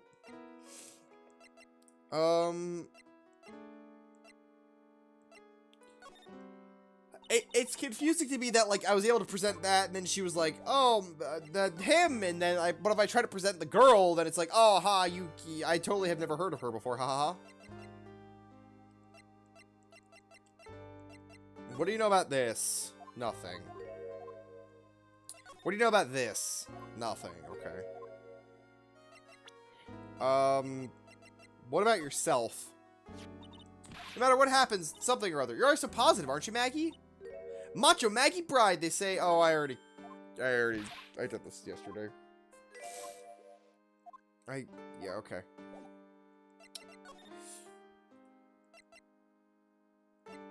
Maybe I have to go here. Okay. I mispronounce her name sometime. What do I say? Magai. Maggie Beard? Maggie Broad. Bird. What do I say? How do I say it sometimes? Do I not say bird? Do I say like brid? Broad? I already told you stop using the computer, Chief. When I'm watching videos online, I'm catching up on my Asian soap operas. His K-dramas. It's gonna have to wait, Chief. I'm throwing the switch. Macho Maggie Bride. Oh. You know what? That makes sense. No, just when some young guy was about to confess his son's hot to Dude is watching fucking porn in the office. You know, I can't really say I blame him. I mean, I can. Sometimes he's going down something really big. What are you doing here, pal? Detective Gumshoe! Can't be right now. You'll be roped into the briefing if you stay. Got big problems here today. What's going on? It's a virus! My god, this is so topical. A virus? The virus ripping through the precinct's computer system. I really need to ask you some questions real quick. Really important. Okay, I'm gonna say this once, so listen up. No matter how poor you get, never borrow from them, alright, pal? Okay. Got money trouble, just go on a diet of instant noodles and hang in there. Just like poor college students, am I right? Haha, hashtag college life. Doing the hashtag, but I'm holding my DS, I don't feel like dropping it. Also, you know, given my DS is prone to crashingness, I'm gonna save there, now that I thought about it. Because, God, I do not want to have to go through all that again. Oh, is that all? Let me see. Tender Lender is considered to be even fishier than the average illegal loan shark. I just ran into some trouble recently. Those guys have been pretty heavy-handed calling in all the debts.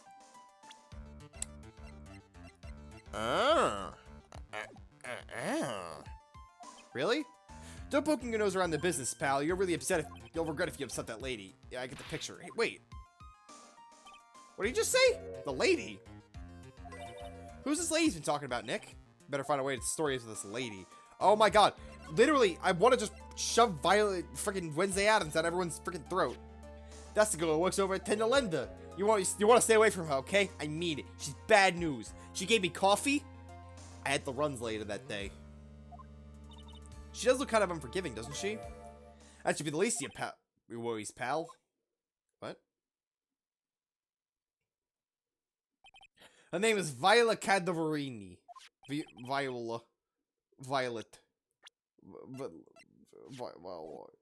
She's the only granddaughter of Bruno Cadavarini.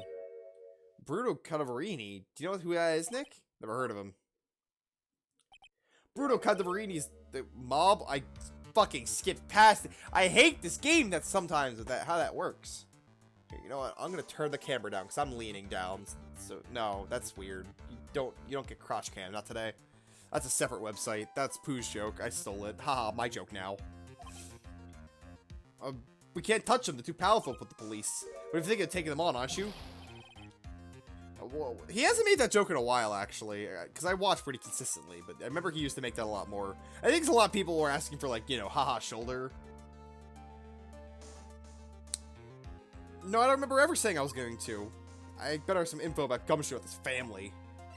The family...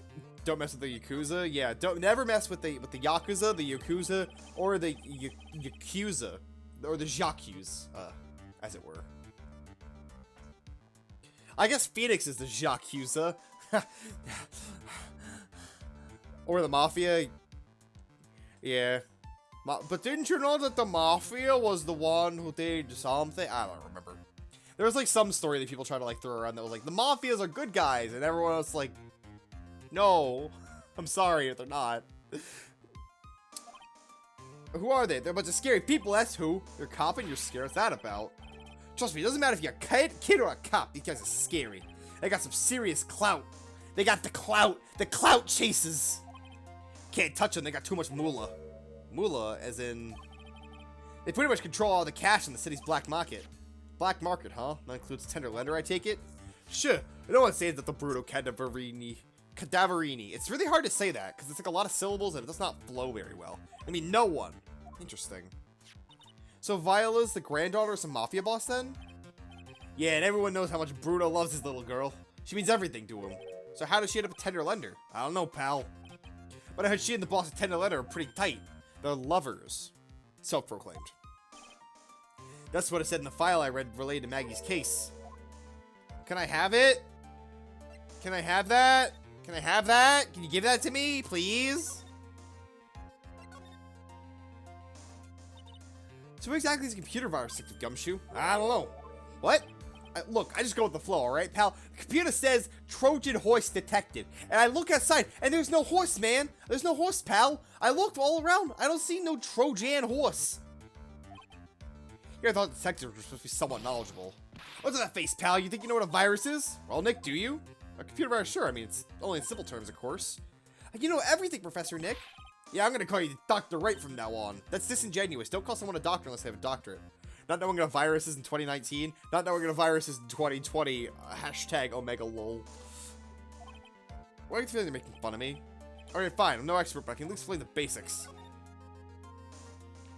Virus is a program that gets inside the computer and causes damage. Damage? You mean it makes the machine go boom and explode? He's a doctor of law or whatever? If you have a JD, you don't call yourself, a doctor. I believe Esquire is a JD terminology. Although, you know, if I'm wrong, feel free to correct me, but... Because, my mom has a law degree, actually, so... And she's not a doctor. Doctor is reserved for MD, PhD, PsyD. It's the term of doctor. Because it is a Juris Doctorate, so technically it is a doctorate of law, but you're not a doctor of law. You're... It's confusing. Needlessly complicated nomenclature. Now, the damage is, it's all internal. So the inside goes boom, right? Imagine all the case data you stored inside your PCs here in the station. Virus could wipe all of that out. It's the damage I'm kind of talking about. Oh, that's scary. Oh my god, just like that episode of Brooklyn Nine-Nine where that very thing happened, almost. Yeah, and what's even more scary is the viruses are infectious. Infectious? Oh, I'm gonna catch it. Most computers connected together on a network, right? A virus can move from one machine to another over the network. So the virus just keeps spreading faster and faster. Just like a real virus, huh? Our computers can't practice social distancing. Sadly, they're connected with wires, so plumb out of luck there, pal. But Nick, why would anyone want to make a program like that? Yeah, it takes ages to type in all that data. Why would you want to destroy it, pal? No, people don't infect their own machines. Someone else's virus does it. Just unplug the wire. Yeah, just unplug it, forehead. That's horrible. Oh, I get it. It's like Caesar Mr. Godot so he catches the cold. Right, they wouldn't be able to turn up to court because he'd be too sick. He'd die. Is Godot a vulnerable population? Don't cough on him. Can't do that. You really shouldn't do stuff like that, Nick. It's wrong. When and where would this conversation jump to talk about me? Anyway, so what a computer virus is, a bad program causes damage. And all the different viruses have names, right? I kind of feel like I've heard the name of a virus we caught somewhere before. Name of a virus, huh? I feel like I've heard it before, too. What? I don't remember. Is it this?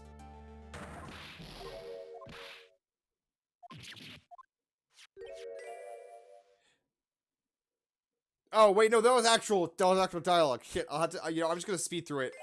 That's the name of the virus, MC Bomber. Okay, well, I have figured. I wasn't sure, but the stuff that happened before, and probably them going like, what? Oh my god, what do you mean? The thing scribbled on that paper was, oh my god, wow, blah! That was probably what they said. Correct me if I'm wrong. The virus that's infected every computer, it's MC Bomber. Can you give us any more details, please? Sounds about right, yeah. I mean, that's pretty much everything that, like, it seems... It's what this game seems like sometimes. MC Bomber. What does MC stand for? Miss Cadaverini? Missing... Calculus. Master... Cock.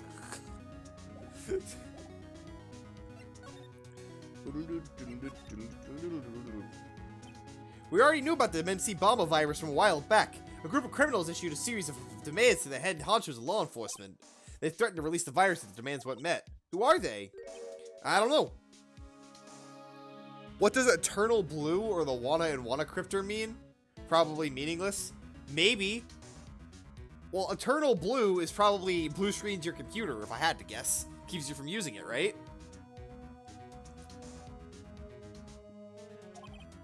Well, now the virus has been released, huh? Yeah, it's in every computer in every public office in the city. Everyone's going nuts. They're hopping around like they're dancing at a carnival. All this stuff with criminals and virus feels like a sci-fi movie. Not really? Oh, okay. I don't know computer viruses terribly well. Not really my area of expertise. Apparently the program who made the virus is a real genius or something. I wonder who that could be. Wait, I'm curious. What is MC Bomber backwards? MC Bomber. Then we got Reb Mob CM. That's wait, no shit. No, that's right. Eternal Blue is a network file thing that WannaCree used for that was leaked from the NSA. I know very little about this. Those look like made up words to me. The focus right now is on tracing the route of this virus in the black market. I mean, someone else put this virus up for sale? Yeah, because this one's so powerful, they're estimating its price tag was in the millions of dollars, pal. And millions, a virus can be worth that much? Want to create a ransomware that was in the news a few years ago? I don't remember it. Maybe I didn't. Well, I didn't watch the news a whole lot back then. I can't believe it. I almost forgot the most important thing. You know, the lunchbox. How'd everything go? Right, about the lunchbox. She didn't eat it, actually. She said she hates you. Cries. Oh, I was thinking like crip. So I was thinking like that, but yeah, it's probably cry. Well, you want to cry? You want to cry, little baby? You got a computer virus? You want to cry? I feel like that's the context that they were going for. The weenies? I hate them! Ah! So how my weenies taste when they went down the hatch? Well, it was, delicious. Yeah, so she said, really? Not exactly. I think it's not what happened, so I came prepared. Prepared? What do you mean? I mean a jumbo lunchbox. Oh. Do me a favor again, help Pal and deliver this. Sure's a heavy burden in more ways than one. I can just imagine Maggie's little eyes sparkling with joy when you bring her that. I'll open that up in another tab so that I have it for later. Weenies again, Nick? Tell me we don't have to eat all these too. I really can't eat anymore.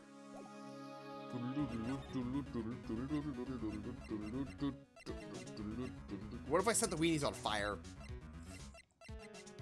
Boy, I was looking for profiles, right? Oh, this guy, the tiger. Is he famous? That was a horribly compressed tiger roar. This guy's not a loan shark, you know. Nope, he's a big lone cat. That's the name? Don't pay him back and you better say your prayers because he'll eat you alive. Oh my god, everything on my face is so itchy. You're shaking, detective. It's the same tiger roar from game 2. Was there a tiger roar in the second game? Oh! Right, in the circus. Yes. Like a leaf. I'm just, you know, kind of at an edge at the moment, if you know what I mean. Okay, yeah. Wait. Wait, we already got this, right? I know, I keep touching my face. I washed my hands, though, so we're fine. The Cadaverinis? Okay. What do you know about Lisa Basil? The lady's the boss of Blue Screens Inc., pal. Yeah, I figure she's clean. She's got nothing to hide. She kind of seems like a doll to me. In a good way and a bad way. Kind of makes you think she might be hiding something.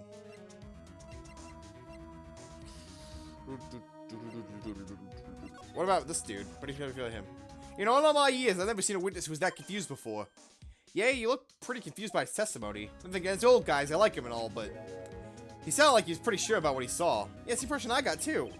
Me 3, but then why doesn't a single part of his testimony corroborate any facts? What about Mia? She cross-examined me once, you know? What, Mia did? Yeah, it was us, the big guns locking horns.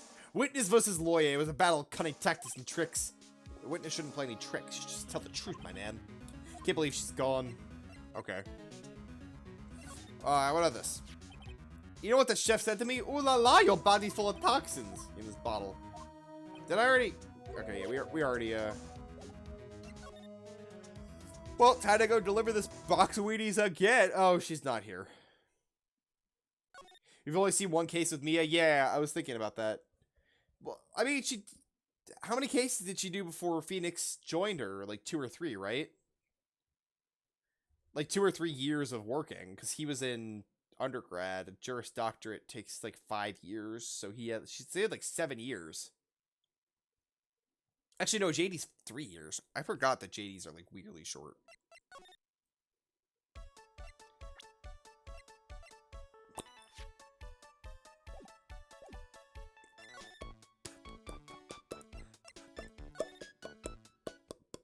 Oh, no one's around. Where the fuck is everybody? Hello?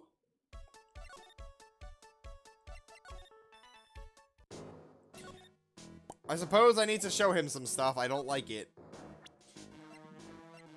What do you know about Cadaverini? You let me get 1,000,000 off my grumbles off my chest. I'll take one click look. Okay. Yeah, sure.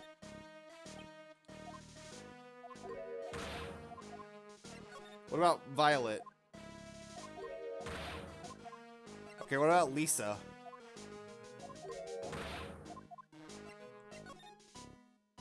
Okay, what about the chef? Okay, what about you? Alright. What about her? Alright, cool. He has nothing useful to say. This man is, like, not useful, like, at all. Oh my god. Do you... I guess you really wouldn't know all that much. I need...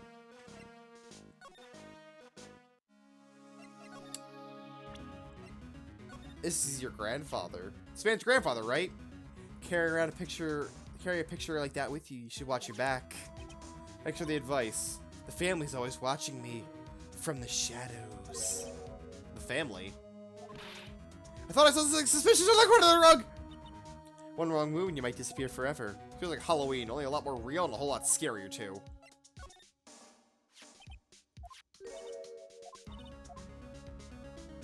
I think, yeah,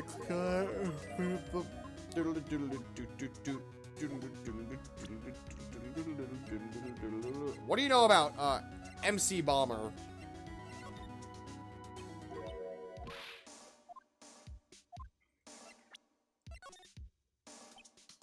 Nope, she doesn't even know about Glenn. Does she know anything? Like, I don't know what to ask. I have so much evidence to present and so many profiles that I'm kind of getting like, overwhelmed with, like, what do I do? Because right now, the thing that I need to get is I need to get either proof that her head injury was fatal or that Glenn gambled with more than just the lottery.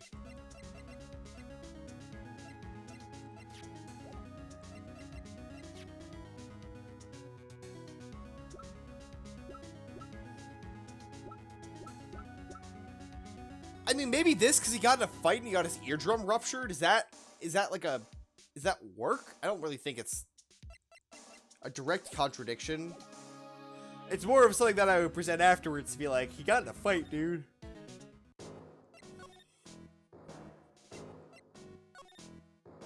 Am I lost? No.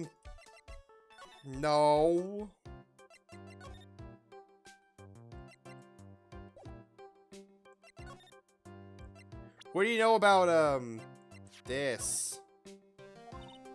Alright. I want to ask her about MC Bomber. Because I feel like I didn't have that when I came over here. I feel like she'd be really interested in this, right? Like, because it's the freaking virus of the century.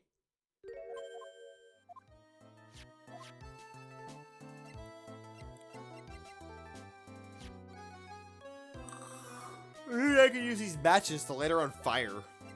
It's not very nice, though, probably.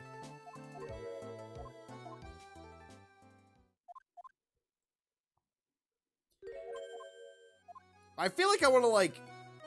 Dude's got fucking, like, shit coming all over the place out here. Like... Oh, okay. Maybe that was it. They're all betting tickets. Okay, what's that? I tried clicking on it, but I clicked on the desk instead of the floor. This many tickets would get you what? $1 down at the recycling center? But I didn't know you were so hard up you trying to talk from the dead, Nick. They're evidence, Maya. Take that!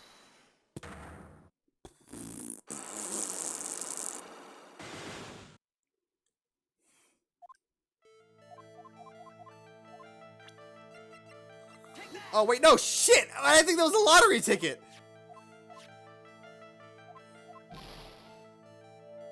That wasn't right. What does Mr. Elgstrom have something to do with this? He's dead!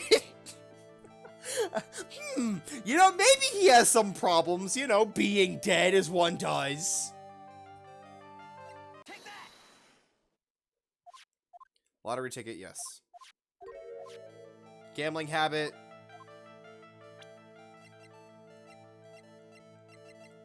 Take that! The lottery horse racing. He bought a lot of tickets and lost a lot of times. It's gotta hurt his wallet pretty bad, don't you think? Maybe bad enough to be the cause of some pretty serious trouble, perhaps? No! You're right. Glenn did have a gambling habit.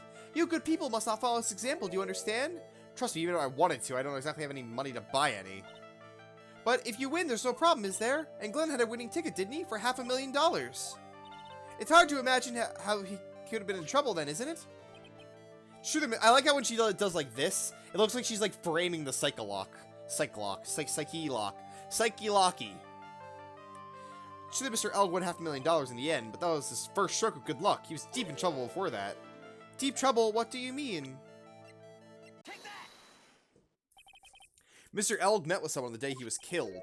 He even made a note about it in his calendar about the meeting. Meet with the tiger. Are you trying to suggest Glenn was meeting with him to discuss his debt? That's what I'm thinking.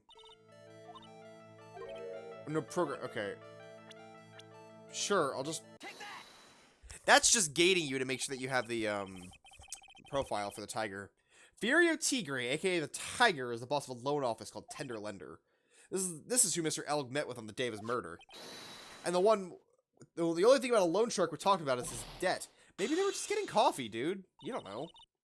It's true that Gwen had racked up quite a bit of debt from his gambling habit. About $100,000, I believe. $100,000, ouch. But I heard he won the lottery, so he should have been in the clear. Shame Maggie couldn't get a bit of that luck. Alright, so the guy got lucky and won the lottery. What if he hadn't won? What was his plan then? Well, this isn't easy to say, but he said he would use his talents to repay the money. His talents? His programming. Was there any chance? This? If I do this, do you know what this means? I love... All of Contradictions except the end was good, and then the ending was terrible. This is the virus infecting computers worldwide as we speak. MC Bomber. No! Main control. Main character. Meticulous Colander. Glenn's head had more processing power than any computer, but it had been infecting with a gambling... Again, if you don't talk in everything about, like, metaphors of your chosen occupation and profession, then, like, how am I even supposed to know what job you have? Glenn was in too deep. He was in debt. Yes, $100,000 in debt. Not an easy amount to repay. He said he was taking on some extra work, something a bit risky. Risky how? Maybe he was gonna try to become a waitress at Trebian? Maya, what? Why bother kicking me out to another dialogue option? Why not just keep going? I guess to condense the information, but like... So say Mr. Elg's created this virus, huh? The MC Bomber virus? Yes. It was a work of genius, in a bad sort of way, of course, but still genius. Like evil genius. Something like that would probably fetch several $1 million on the black market. Inconceivable! Gumshoe was right for a change. Here, wait, I gotta get the... If we're gonna... Inconceivable. Do they have, like, just like the... Mint bot... Inconceivable. Oh, it's like montage. Inconceivable. Where's the... Inconceivable. I'm waiting for the... Inconceivable. That one. That was the one.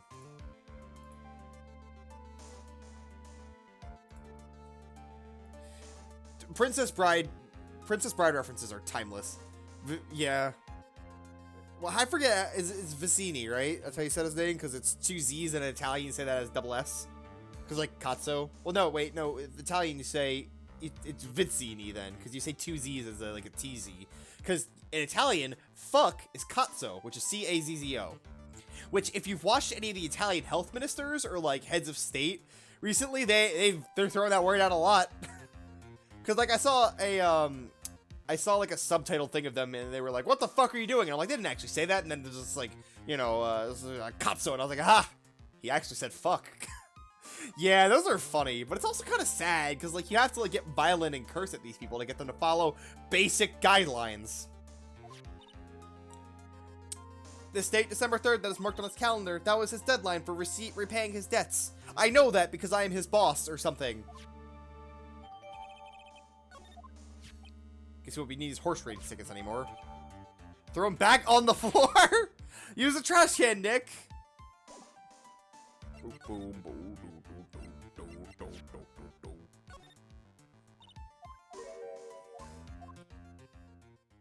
So now I don't know what I've done.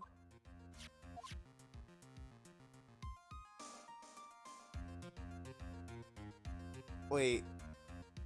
Give me a second. I'm braining. I'm thinking. I'm stirring.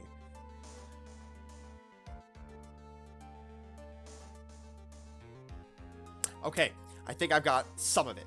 I think that dude Glenn had to repay his debts, right? And he wanted to repay his debts, so he created a virus that was worth several millions. But wasn't Tiger? Didn't they mention that he was in some problems on his own? So he took the virus and said, "Hey, dude, I'll pay off your debts." But he took the virus and took it to repay his debts, and then went and paid off his own problems, right? Because why would he sell it for only $100,000 if it was going to be worth millions more? Maybe he didn't know that. Maybe. I don't know. That's a maybe.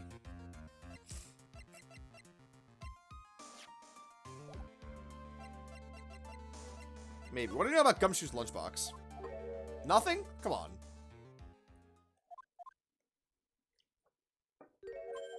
Huh. What do you know about the sports paper? Alright, nothing.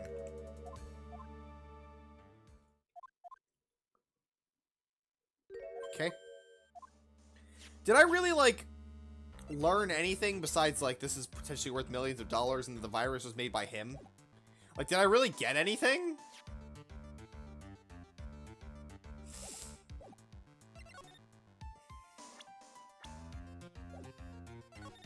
Let's go check Violet out again. Not like that, but like, I mean, maybe like that. And she's question mark years old. That's fine, right?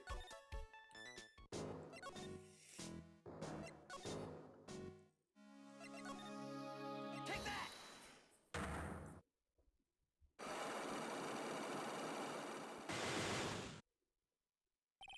The head bandage. Head bandage, fatal injury. The operation was difficult. You were hurt.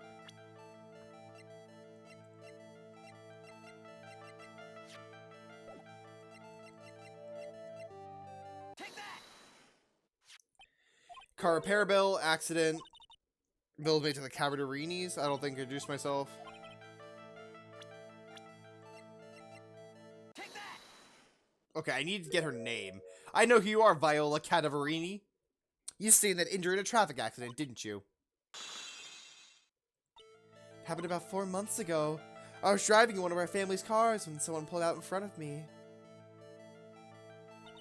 It was like a motorbike or something like that. I don't remember it much. Anyway, I swerved to try to avoid it, but... Oh my god, this dude's been playing her from the start! I took a blow to the head, a bad one. I can imagine. So what happened to the person on the bike? I'm guessing they didn't get away with injuring the Viola Cadaverini, right? I don't know what happened to them. They ran away or so I heard. If they stayed, I would've...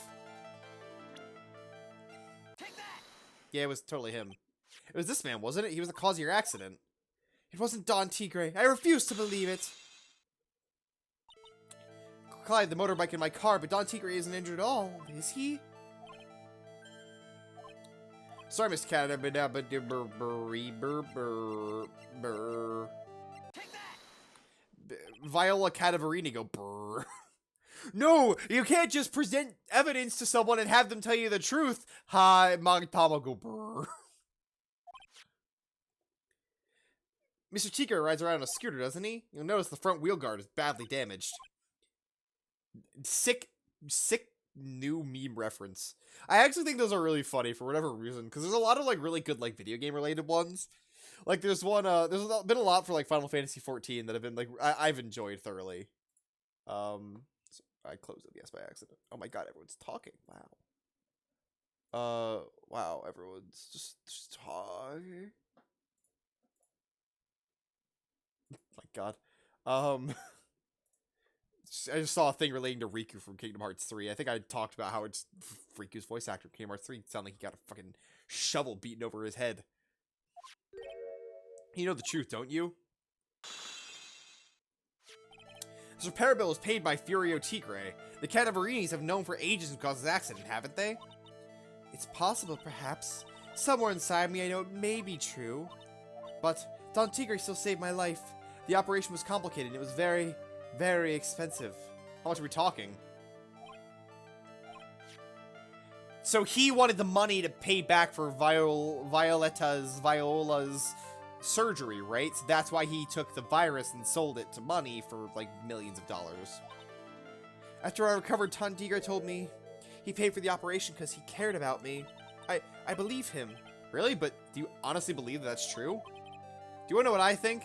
I think the reason he paid for the operation wasn't because of you, but someone else.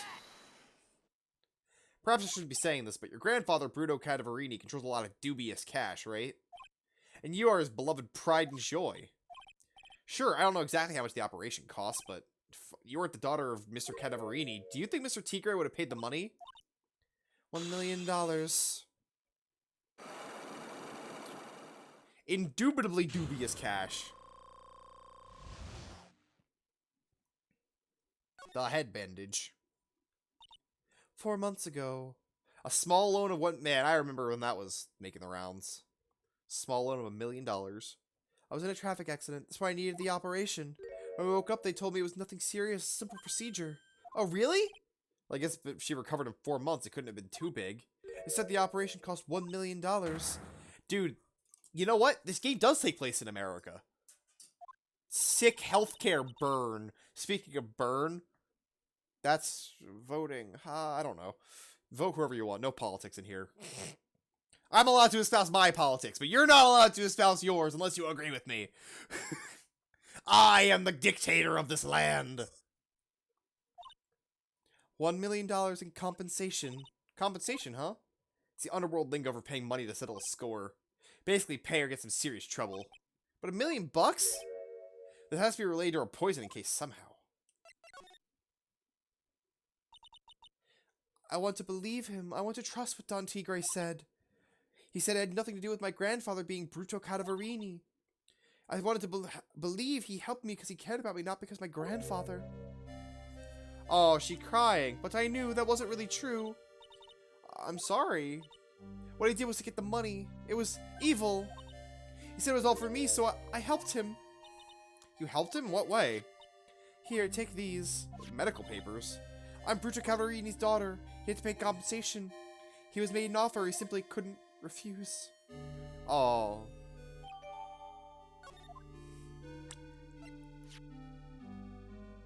Payment was due last year.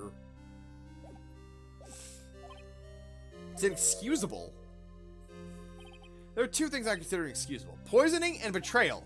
Only a coward would hurt people using either of these tactics.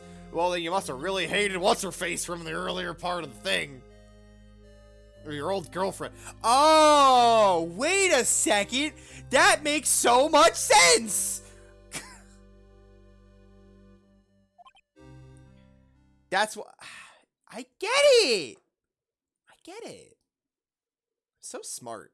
Look at me, paying attention to things that the game blatantly tells me. Wow. No one else could do such a great job of that, such as me. Right after you finish our espresso. Yeah. I won't need to convince Viola of anything else, so I guess I can get rid of this. Repair bill thrown into trash. Oh, okay. I guess I don't want to I guess I don't want you to have more than one page of evidence at a time. Boop, boop, boop. Oh? Hey, bonjour! I've been waiting for your return, Mr. Armstrong. Ah, good timing! I was hoping to find you here asking some questions. Well, I got something to say to you fellas. Ah, it's Einzop. Who you calling Zainoop? Ah! Come out from the table already, Maya. Okay, hand it over. What?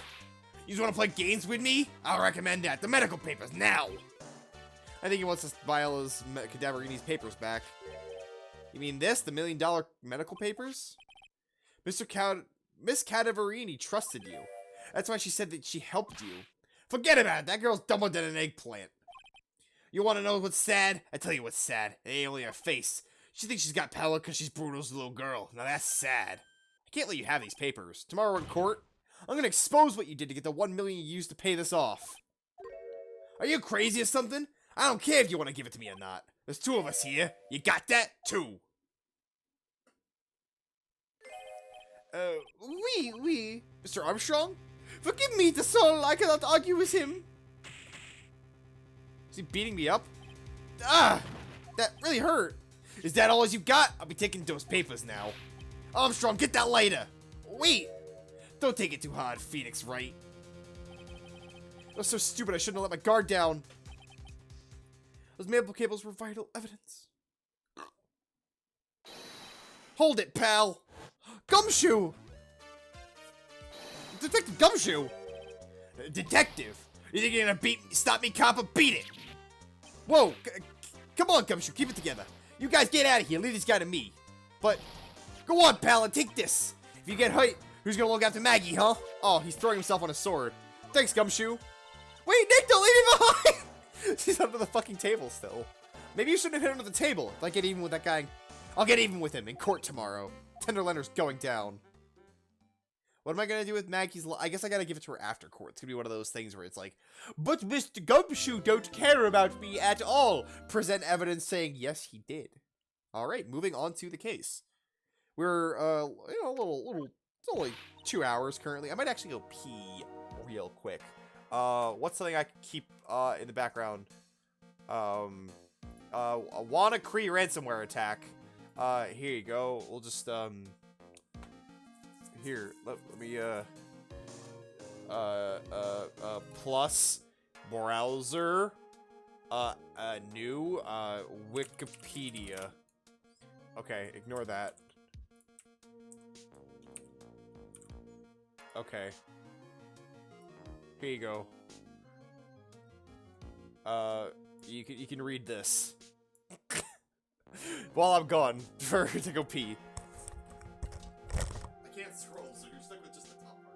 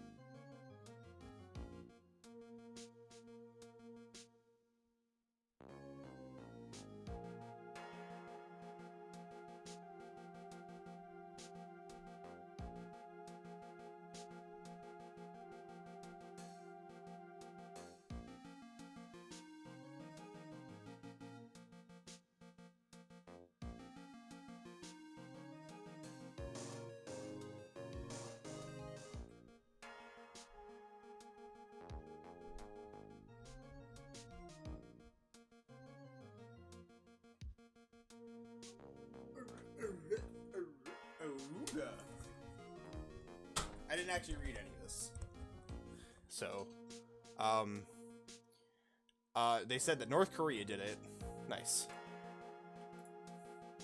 High quality shirt. Yeah, I mean, you just gotta. Oh shit, it's still up here. I forgot. Get rid of. Remove Wikipedia.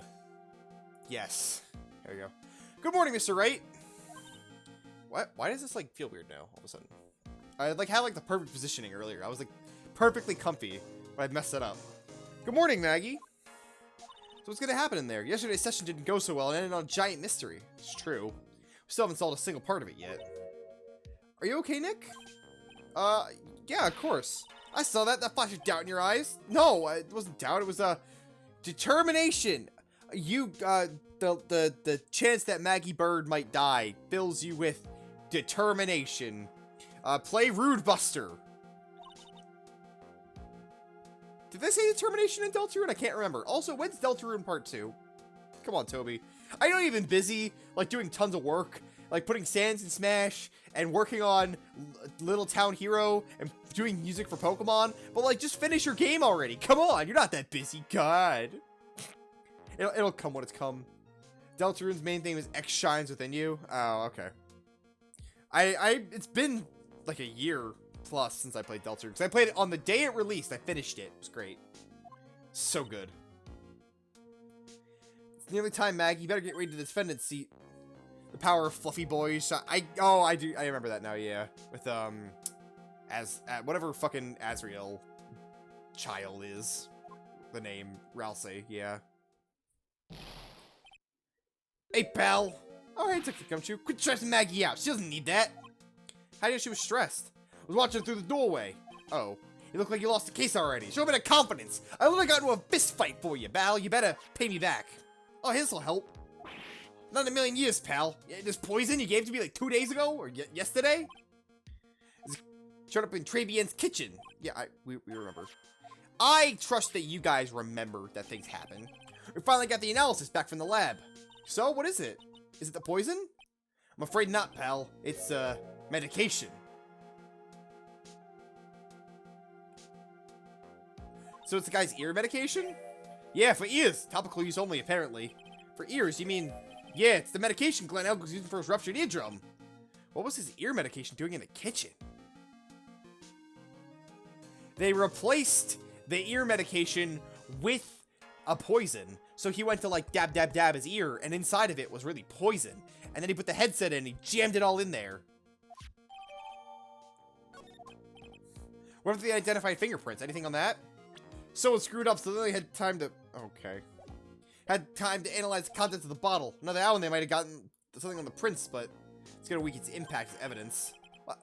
I am a master of plot guessing. Listen, you just throw shit out until it works. Like, I'm still like kind of convinced that Maggie can see the internet, and the guy, and that Tiger wasn't even there, and he was like freaking through his head up display. Wait, what if she was walking towards... If she was walking towards him, and she saw through his display at the right angle, maybe she did see it that way. Can't tell if you're joking or not. That scares you. Impregnable defense today.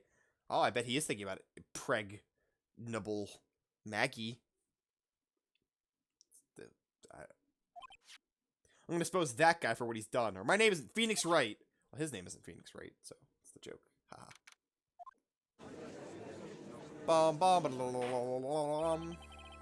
Court is now in session for the trial of Maggie Bird. Not Bride, by the way. If you say Bride, you're being held in contempt.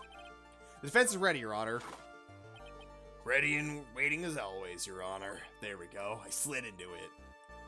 Very good, we'll get this underway at once. Yesterday we heard the testimony of Mr. Victor Kudo. He claims to have witnessed the victim putting a powder into the victim's coffee. The defendant, not the victim, putting the victim into the victim. However, the witness's testimony was plagued with a number of problems. The mark on the rim of that coffee cup shows the victim drank it from his right hand, but according to the old man's testimony, he picked it up with his left hand. Thank you, Mr. Cadeau. Furthermore, according to the witness's account, the victim was listening to the radio with an earpiece in his left ear. Yet the victim's left eardrum was ruptured, which made him effectively deaf in that ear. Is there like a mirror, like in the middle of the thing? Maybe he saw it through the window?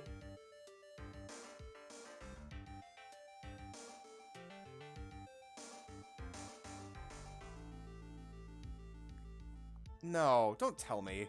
Don't tell me he was sitting there, like, he was sitting across from him, but he looked out the fucking window and saw it and was like, that's right, because he's a crazy old man. It's amazing how many contradictions a single case can have, huh, Nick?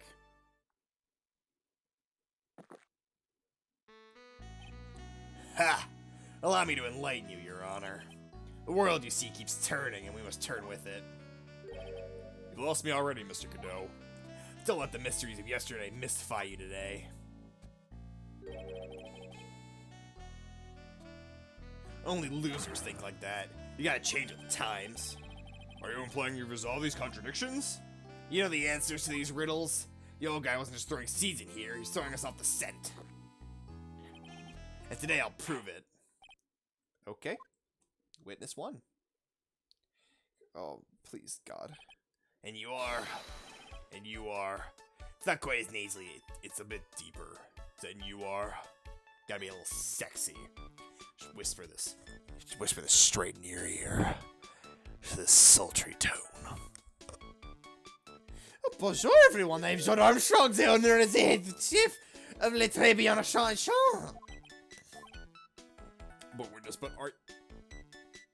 You can't ask that, Judge. This 2019. Oh la la, monsieur. As you can see, I am le perky gentleman. No? Isn't that right? With you, monsieur. Everything feels right.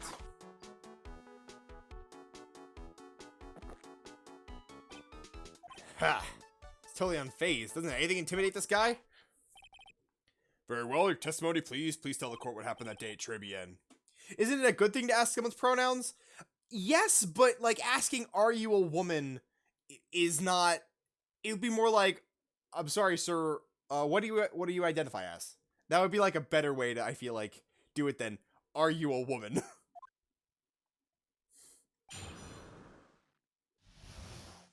Because that's kind of like, you're already making an assumption there. If someone's not, then that's kind of rude. When it all happened, there was just 2 customers in my restaurant. I remember I was experimenting with some new art decos that day. Like having a large mirror between...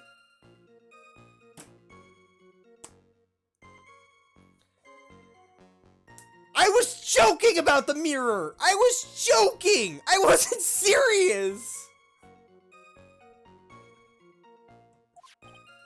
We perhaps that is what the old man was looking at.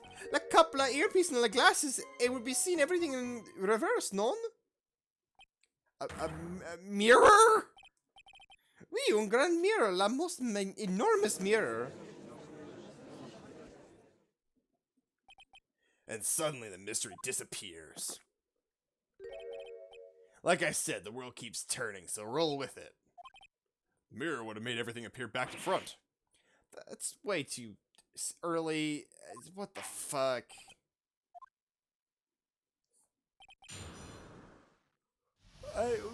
What?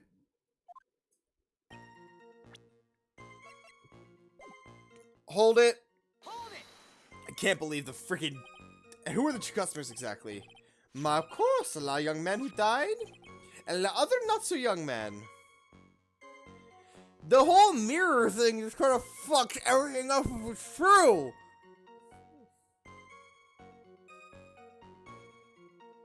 God. The other man, Maggie saw at the table. Armstrong. Hold it. Hold it! You're experimenting with Art Deco? How come I never heard about that before today? You're not familiar with the language of interior design, monsieur? Please stay on topic. Why didn't you tell the court about this before? But I did just a few moments ago.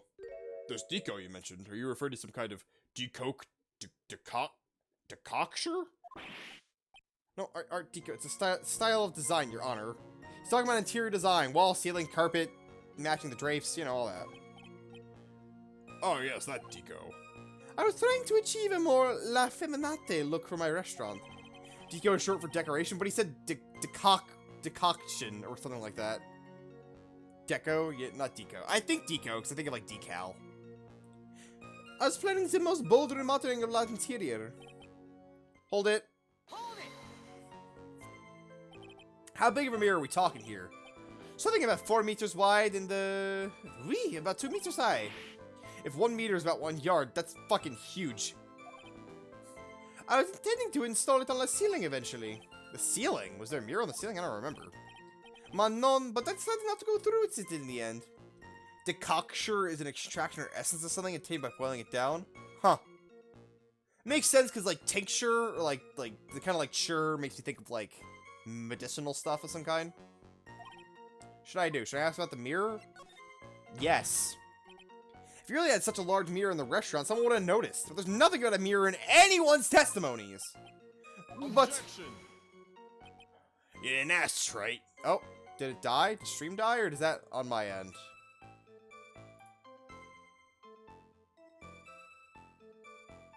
Ooh, okay, we're fine. Okay, because the player said, like, error, so I thought maybe we dropped it anyway. You didn't ask, right? You only have yourself to blame for such sloppy work. What? A mirror was delivered to Trebien the day before the incident. Really? And Mr. Armstrong testified he was carrying out some design changes. As it turned out, he didn't actually use the mirror in the end. Doesn't add up. Even if a mirror was delivered, it doesn't prove it was in the restaurant the day of the crime. Ha! You want to doubt someone, Trite? Look in the mirror. Got him. I'm sure the person looking back at you will be dubious enough.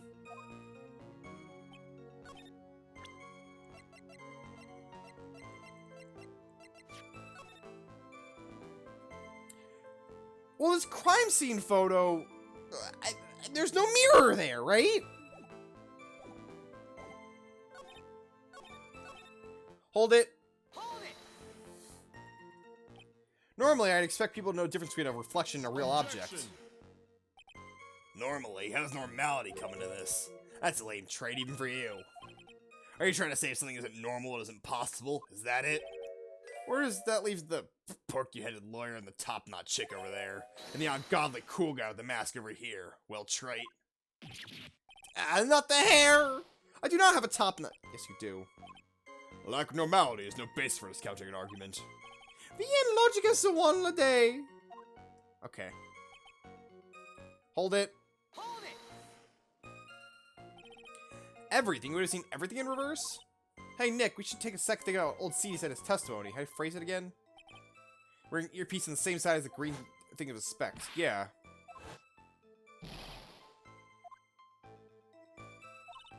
Then everything you saw reflected on the left is actually on the right. And that clears up... No, it doesn't. Ha! Kinda hard to believe everything's the fault of a mirror, but... If it did, it explains all the contradictions, but that makes the situation worse. Well... No, because it's... still on his left. But I don't know if I present that or not.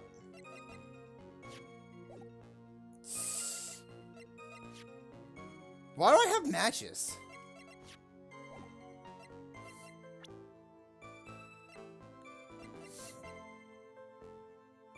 I'm thinking this is the right answer. You know, I'm gonna save, because again, just paranoia, and also that way if I fuck up, I can...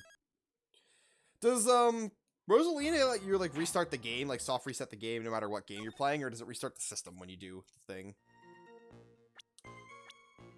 Objection! Okay, cool, I was right. Coffee cup the earpiece in the HMD. Let's go to Mr. Kudo's testimony for a moment, shall we? That boy's right there. So to summarize, we were told the HMD and the victim and the earpiece were on the victim's left side. Now, if you saw everything in a mirror, it means the HMD were on the right side. Exactamente, you see, monsieur. Now that I think about it, it's not that hard, non? Unfortunately, she's not. She's not. Mr. Kudo really did see everything in a mirror. Why is the HMD now on the wrong side of the head? But order, order. Mr. Ray is correct. If the witness genuinely observed the victim reflected in a mirror, then we would expect the victim's earpiece to have his right eye. How bitter. Trent, you should have a taste of this bitterness. It'll calm me down in no time. Talking about your coffee or, like, your cum, man. I don't know what... That wasn't that funny. I just said the word cum. Just saying bad words is funny, right? That's where I got my humor from, the internet! They told me bad words are funny! You ought to say the way a witness thinks. How do they think? You remember this, I presume? I broke the vase, sorry, apology. I mean, sworn testimony. Exactly. That old man has one very grievous habit, other than throwing seeds. The more of an impression something makes, the more muddled his mind makes it. And what's the most striking thing about Mr. Elg?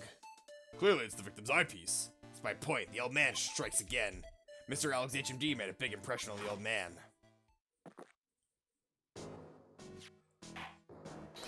I saw the earpiece and those newfangled spectacles he was wearing. Oh yes, they're both his left ear, do you hear? His left ear. Ha. Well, trait. It's the worst but best impression of Kudo ever. Wow, I really thought he was here for a minute. Kudo's good. I must agree that yesterday's witness was irresponsibly rash in much of his testimony. Bad luck, Nick. Looks like you the boil of a contradiction you found is just a rash. Wait, what? Mirror can't be beaten by a handful of seeds, nor can it lie. So what exactly was the old man looking at? Fill us all in, Mr. Armstrong. Tell the court, we're all ears. Just like his was ruptured. Oui, I can explain. Please, if you look at the plans of the restaurant. The mirror. I'm starting with the man in the mirror. I'm asking him to change. I'm clapping, by the way, but it's kind of hard to clap when holding something. Is everyone sitting comfortably? The mirror in the restaurant was dividing the two halves. There was only one seat where you could have seen an image of the victim. That seat was at the table next to the victims. That was where the old man was sitting. Well, no, it wasn't. Because if we look at the crime photo, that vase is fine. And he said that he knocked it over. I moved the mirror so not in the way. Okay, well, no. The victim's table, Mr. Kruto could have seen the victim in a mirror. What a naughty little coquette I am. I thought they were croquettes. Confusing all the men like this. Don't worry about it. We can keep it up. Except for the guy breaking out a cold sweat over there. I hate that guy. Volunteers, of course. Alright, cross-examination. Hi. Do you know there's a mirror in the middle of the restaurant? It wasn't there. He's lying. They're all lying. They're all liars.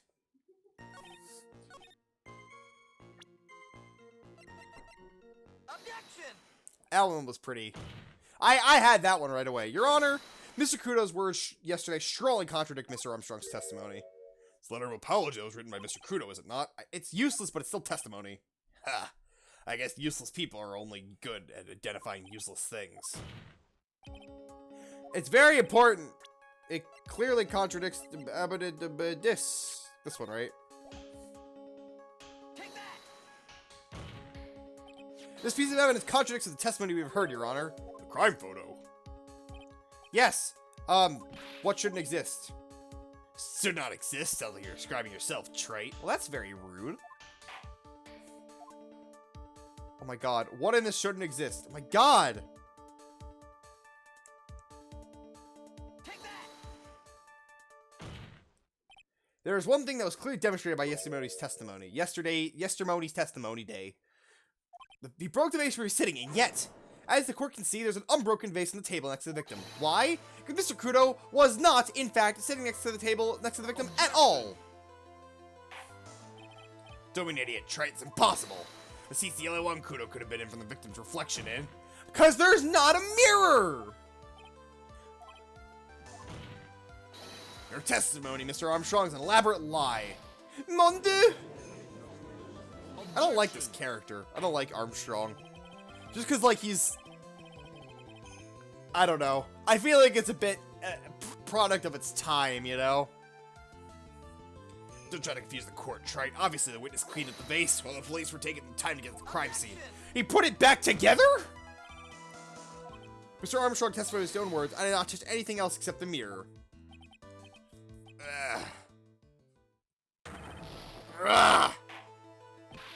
Well, witness, what do you have to say for yourself? Oh, my DS case just fell off. I was right. There wasn't a mirror in the restaurant. That is revolution. Let's go back to the original problem. Why did the victim have an earpiece in an ear in which he could not hear? Ha! You'll only one get one shot in life. There's no turning back. If you want to claim there was the mirror wasn't there, trite, this problem is all yours. How do you explain what the old man saw? If I can answer this, I'll be so much closer to the truth. There's a lot of contradictions. There's so many literally, this whole fucking thing is contradictory. There was another man at the victim's table. The victim had a sample CD on. There's the files in the face of Mr. Kruto's testimony. Think of a reason why nothing in this case is adding up. Well, Mr. Wright, to your answer. Yes, Your Honor. The victim was a phony? Mr. Kruto made a mistake. The ear doctor made a mistake. The victim was a phony. The victim was a phony. I don't... What? The case is riddled with contradictions, yet there's one very simple answer that clears it all up. The incident Mr. Kruto witnessed and the incident the victim experienced were two completely different events. That's what- okay, that's not what that said. The victim being a phony is not the same as two different events happening. What? Yeah, the victim that Mr. Kruto saw wasn't Mr. Glenn Elg at all. It was an imposter. A phony pretending to be Mr. Glenn Elg. Obviously, like the victim, there's nothing wrong with the imposter's left eardrum. That's how he ended up wearing the earpiece in his left ear by mistake. Oh, this just got wacky. Puh.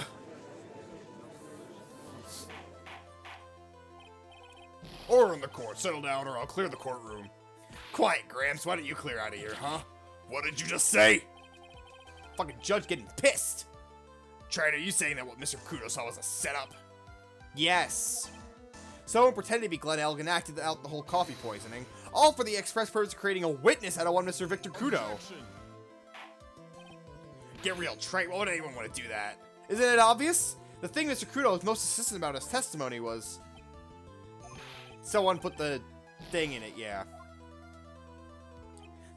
It's so hard to believe, but no one's telling me any different. Why did this move? Why did this move? Wait, what? Something on my stream manager page fucking moved without my, like, telling it to. This thing is, like, buggy as fuck. I think they just implemented, like, the ability to change stuff. But it is currently buggy as fuck. As AF, as they call it. The poison was fake. To show Maggie Bride, yep, Bird, in the act of poisoning the coffee. Are you insinuating the waitress in the old man's story is a fake as well? Sure, there were no other customers in the restaurant at the time, but... It's also true the chef was there. He wouldn't notice what was happening. That's right, well, witness. Your restaurant really was a scene of such theatrics. You would have known about it, correct? Ooh la la, this is most difficult for me. No, it's quite simple. All I have to do is testify. You're under oath, after all. Was there, in fact, a phony at Trebienne that day? The defense demands that Mr. Armstrong tell the whole truth about what happened. Okay. Do it. Oui. In the restaurant. In the middle of the night. Walking in our sleep. That's an old song. Can't remember the thing. La victima so Elle came to my thing alone. I remember the old man arrived not long after him. There were no other customers. When he got word he had won la lottery, Mon Elg became very excited. It was 5 minutes later that the la poisoning occurred. There was no time for Pony to do la acting. No mirror. Je vous demande pardon. Forgive me, Your Honor. I lied because I wanted this mess to be cleared up quickly. You lied. It's committing perjury. Yeah, you're gonna get fucking at least a fine. What do you get for perjury? I'm guessing it'll be more serious trouble after this cross-examination. Like, what do you get if you do perjury? Is it like a fine, or do you get like jail time?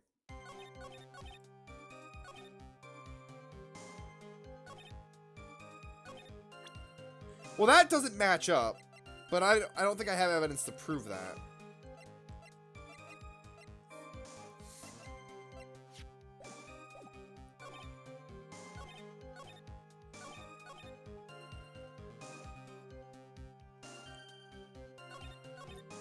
Alright, looks like I'm gonna have to press everything. Hold it! Hold it! Was he alone at his table as well? Ma, oui, I saw him from the kitchen. And yet the defendant, Miss Bird, remembers it differently. She swears there was another man at the victim's table. Ha! Unfortunately for you, Trait. Yesterday's witness also testified the victim was alone. You know, seeing you squirm like that reminds me of a certain coffee's bittersweet bite. What kind of coffee has been drinking? It's not coffee, it's love! It's love that's bittersweet! Okay, Maya, sure. Hold it! Hold it! By old man, you mean Victor Kudo, correct? Oui, he often comes for my special coffee. I drank a coffee once, Mr. Armstrong. It's special, I'll give you that. It's worth a sip just for the experience. I vomited back into it, and honestly, second time up, tasted better. Oh, you make me so happy, monsieur. You are most welcome any time. I said it was worth one sip and nothing more. So Mr. Kudo and Ryan did at the same time. How many minutes? What time was it? Oh no, I cannot remember, monsieur. I believe you were told by a witness yesterday. The crime has reported it. Yeah. Okay. Okay. So now I have what I need. Merci bien, that's French, isn't it? Haha. Alright.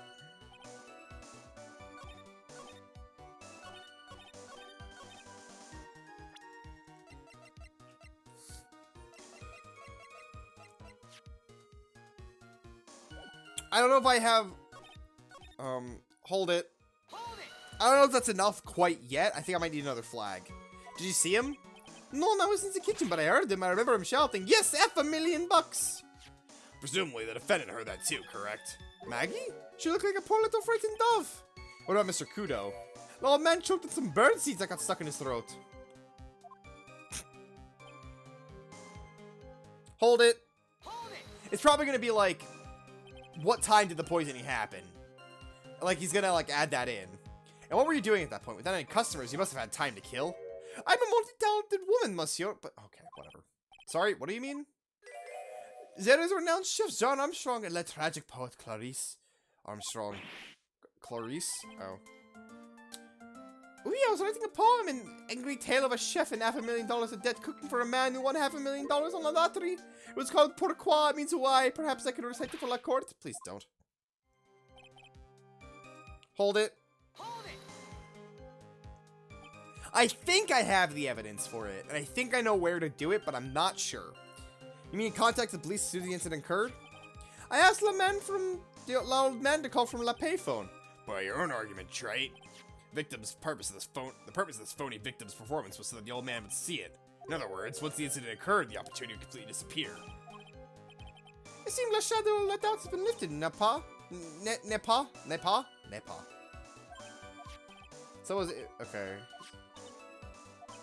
She fell unconscious when the incident occurred, remember? When the phony staged his act?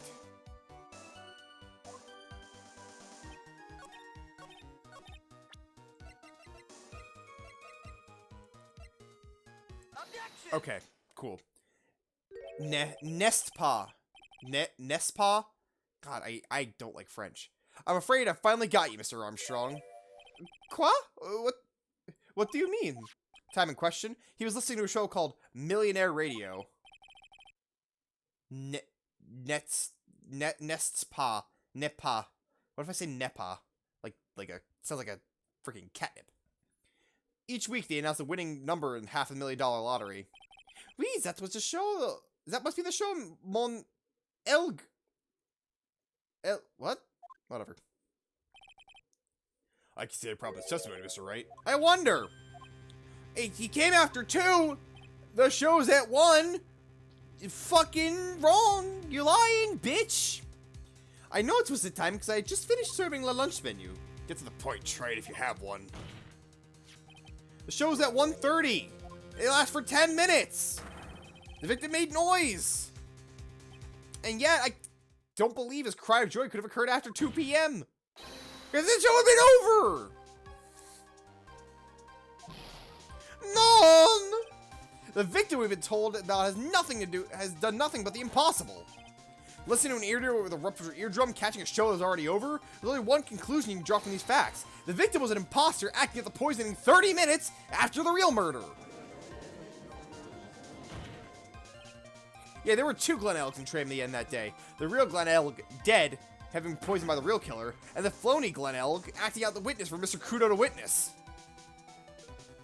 This seems very overly complicated for getting one witness.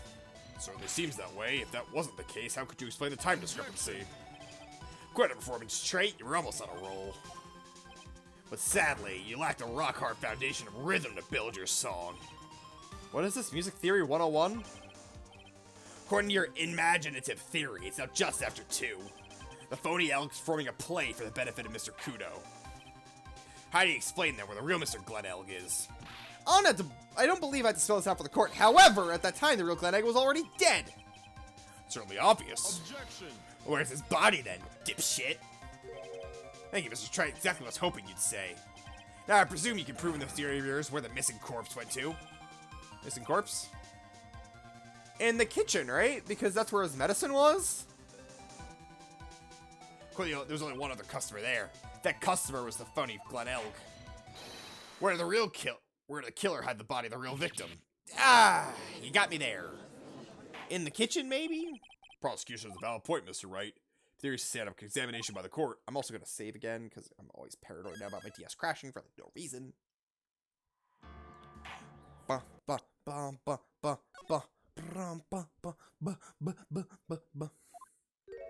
did the killer hide the body? Yes, Your Honor.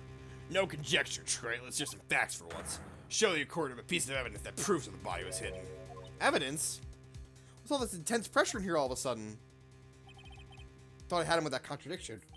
But he just turned it all around and backed me into a corner instead. Inside Trebian in the kitchen. It had to be too dangerous to take the body outside. Obviously, the body must have been hidden somewhere inside Trebian. Yes, Your Honor. The exact location where the body was concealed within Très Bien is... Take that! kitchen. I see. Nice supposition, but the real question is, can you back it up? Where's the evidence that proves the body was hidden in this location? Take that! Mr. Armstrong, do you recognize this bottle? No, I have never seen such ugly bottle before in my life. I only use the best bottles, monsieur. The highest quality only for me. Where was that bottle found, Mr. Wright? Interestingly enough, it was in the kitchen of Très Bien. Quoi? But I only ever use these bottles for my aromatherapy. It's a different bottle. It's a medication. What kind of medication? It's medication for an otolaryngological clinic. I was given medicine that day. You can't be serious. The defense had contents of the bottle analyzed, and I have the lab results here. The contents of the bottle match the prescription that was given to Mr. Elg. Blech!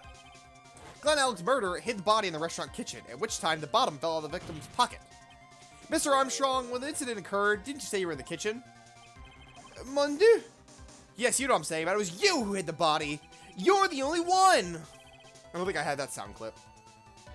You did a fine job pretending to defend my client, Maggie Bird. Fuck. However, you were setting her up to take the fall behind the poor girl's back. No. I don't really get the point of having the second murder besides like really just setting her up for it. Because it seems like a lot of effort to put in to get like one extra person to see the murder. You know what I mean? That's a lot of effort. It's extraordinary development. Witness, did you murder Glenn Elg? Never, I could never do such an horrible thing. No! That hurt my throat a bit. Mr. Godot? The bitterness. Every time I get lied to, I always down a mug of coffee. That's one of my rules. Do you have the slightest idea how many cups you've had by now? Then I do the same to the person who lied to me. I like to take him down with my empty cup. Listen up, chef. I have a brand new flavor in your ear, my H-deficient friend. Je vous demande pardon. Please, you must hear me out. It is a trap. Listen to me, por favor. Wait, isn't that Spanish? Yo hablo español, Mr. Armstrong, and por favor is Spanish. I'm only gonna ask you once. Did you do it?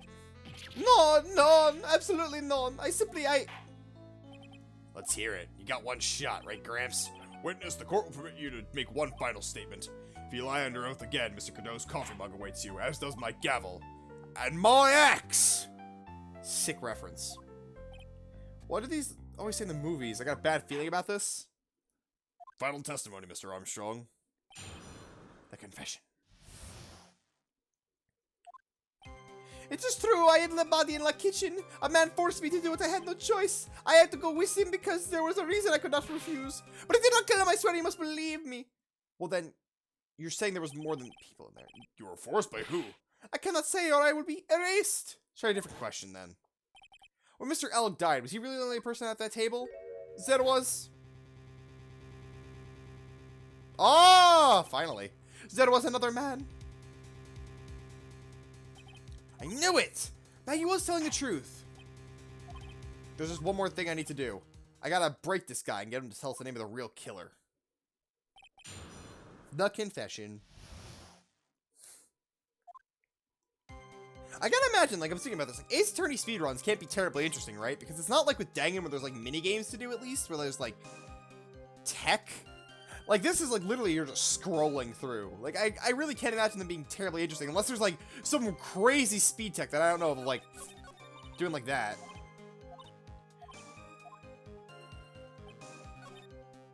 Hold it. Hold it! What man? Who was he? No, I cannot say. I fear for my life. He's really scared. Just put the words in his mouth, Nick. Here, right. If he won't tell me, I'll tell him. Why don't you go along with this man? Hold it. Hold it! And what would the reason be, Mr. Armstrong? You know, monsieur. Yes? Sure, you can't expect a young maiden to talk about such an embarrassment. Dude. A bit too male. Well, so if you hold B on the same frame, you pressure A, you press the advanced text box as well. Yeah, but you have to do it on every single one, so it's like that. It's like, just constantly...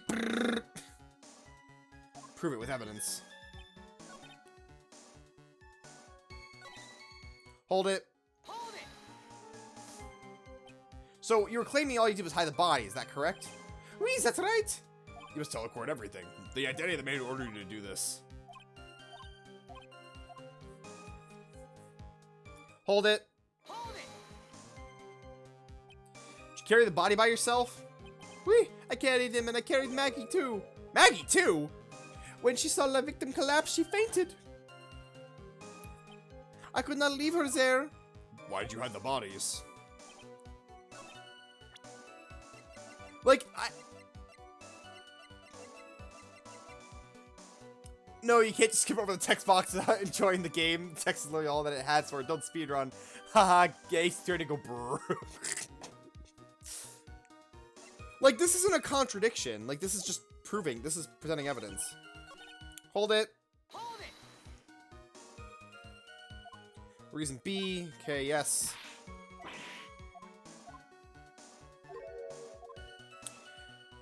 I mean, like, it doesn't make sense to me to present this evidence here in, like, the game, but it makes sense, like, in the logic of what's currently going on, but, like, it doesn't make sense, like, with how the game has always been. So, like, what if I, like... Objection! But that's not a contradiction! This is proof! You have $500,000 debt, don't you? $500,000? Is this true, Mr. Armstrong? Oui, je suis désolé. I was weak and I borrowed the la money. But that's not a contradiction, though. I didn't contradict anything he said. I just provided the evidence that's like, this is what you mean. If he said, like, and I can't tell, like, I don't know why, or something like that, it wasn't a contradiction. This is Mr. Armstrong's Achilles heel. And that's why you couldn't refuse anything asked of you by this man. Take that! A $500,000 loan from a black market loan shark. And you had no way of paying it back, did you? That's where you were forced to do anything this man told you. Oui, it is as you say. Mr. Armstrong, La Tiger. He told me he was going to use my restaurant for a business rendezvous. rendezvous. On the day in question, he was meeting la victim to demand that he repay his loan. I don't know why it happened like that. I just did what he told me to. I had no choice. I carried la body and la inconscient. Is that a word? Inconscient? Does that mean unconscious? At the dining area and into the kitchen. As I said, I just tried to forget what I had seen. I think we can now safely say the man who forced your hand was Mr. Furio Tigre. I do have one further question for you, Mr. Armstrong. The poison and the lottery ticket that were found in the defendant's apron pocket. Was that your doing as well? No, and I knew nothing about that. Making it look like Maggie who had done it, I was not. It is despicable. It's an actual French word, which is surprising. Yeah, that is interesting. You will summon this Furio Tigre as a witness. I doubt that can be arranged today, so we will adjourn for now. Proceedings will continue tomorrow. I already got it ready, Your Honor. I've been ready 2 days ago. Trial will go on. I'll see to it myself. I need half an hour to get that guy on the stand, not a minute more. How the... Don't sit back and relax yet, Trite. No one really knows if that chef is really telling the truth or not. But the trial could go either way. Very well, your request is granted, Mr. Godot. We will resume once Mr. Tigre is ready to take the stand. Until then, court is adjourned for a 30-minute recess. 30-minute recess. A conscience.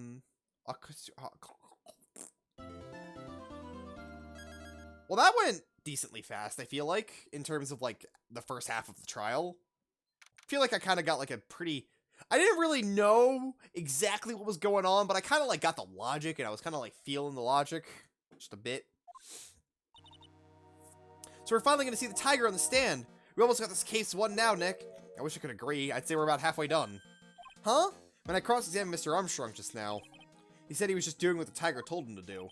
But Godot picked up on it, remember? He pointed out that without proof, we wouldn't know if what he testified is the truth. You mean you think Mr. Armstrong was lying? I don't know, but if that's the line the prosecution takes, it could be in trouble. I get the feeling that we don't have the case-making evidence we're gonna need. Hey, Belle!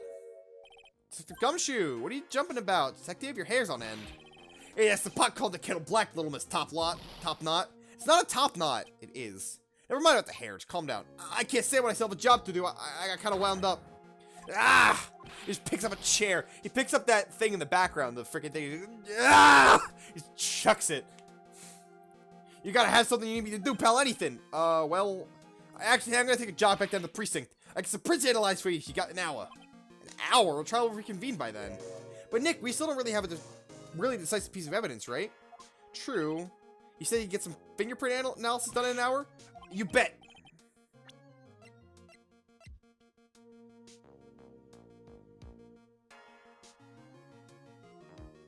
The only thing that doesn't have fingerprints. If you're going back to the station anyway, can you find out whose prints are on this? Oh, hey, that's the small bottle I gave back to you this morning, right? Yeah, I think it's time we solved the mystery of who the prints on it belong to. Sure thing, pal. Actually, it's been gnawing at me, too. Alright, straight off to the lab I go. Make sure you don't lose the case before I get back. Could you, like, filibuster in court? If you're like a lawyer, can you filibuster, or is that only for, like... Is that only for, like, legislation stuff? Because that would be really stupid. That's just a lawyer just standing up there and being like, well... And then just going on to talk about, like, what did they talk about that one time? They were filibustering in Senate, which is... Filibustering is a stupid thing, by the way. But, probably not in this trial. Yeah, probably not. What were they talking about? I think they were talking about, like, cereal or something? God, filibustering is so stupid. It's time to separate the phonies from the real guys. The entire plot of Star Wars? Oh, yeah, I think I remember that. God, it's such a stupid concept. Court will now reconvene. Mr. Godot, did you find this Furio Tigre? I haven't tamed him for you. It's a 3-cup job, no problem. Tamed him? This guy's name might be Furio Tigre, but come on. He's pretty lively. Be careful, he still bites. Very well, please show Mr. Tigre to the stand. Mr. El Tigre. Do you ever watch El Tigre, Salvation, or anyone else in here? I remember El Tigre. That was one of, like, my Cartoon Network animes, because it was like a shonen anime, but it was El Tigre. Ah! Don't hide on the table, Maya, unless there's room for me down there, too. What'd you say to me? Nothing. I didn't say nothing. Honest. Who could have guessed that fear would induce a bad Brooklyn accent in the judge? I got business to take care of, you hear me? Who the hell called me into this hole? Was it you, Spiky? No, of course not. It was the judge. Your Honor? Oh dear, I dropped my pen. Where on earth is it? Don't mind me, just go on with the proceedings as normal. Ah, we're doomed. Maybe he wasn't near me. I said, who the hell was it that called me in here? No need to shout, we can all hear you. What do you say? No point struggling. You're caught in a snare. The relentless snare of the law. And I'm the one who did you in. Too cool. Don't let them get the better of you, Nick. Let's start with the basics. You know about the incident in question, correct? Incident? I don't know nothing about no stinking incident, mask boy! You mean you didn't attend the previous trial of Maggie Maggie Burr? Maggie who? I have more important things to do than watch some courtroom dramas. Of course, well perhaps you could give us your testimony then? Please tell us about what you did on the day of the murder. Phoenix, right. You was the one who done set this up, didn't you? You was going to regret the day you ruffled the tiger's fur. You don't hear what I'm saying? Get a grip, Nick. Okay, sure. Is it like, did they actually take Phoenix's like hair model and like put it on this guy's head? Because that, it kind of looks like, I don't know nothing about no murder. I was tied up with business in December last year. Spent all my time in the office. I got whales lined up to borrow cash from 10 to 11 every single day. You just want to check my alibi, ask Violetta. Entirely possible? Yeah, it seems like it. I found my pen, cross-examination. Oh, what is it, please, witness, if you can refrain from shouting like that? I know the games that guy in the blue plays. That little if ain't no lawyer, he just punches away his stupid details till he wins. Okay, and? Listen up, Smarty, every time you ask me something that doesn't relate to this case, I'm gonna bill you $50,000, and you's gotta borrow the cash from me. And don't think it ain't gonna hurt when you tangle with the tiger. So is this one of those tides of like that if you're not right, you get like triple fine?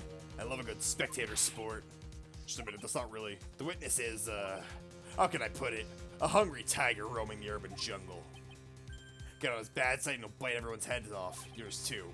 Very well, no choice but to impose a penalty system here. You better be listening. I said I got business to take care of. Big business. If I don't split now, I ain't gonna catch my bus. Okay. You can do it, Nick. So this is where you wouldn't want to press harder, right?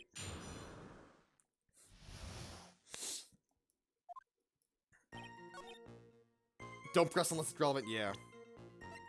Objection! What? What? What?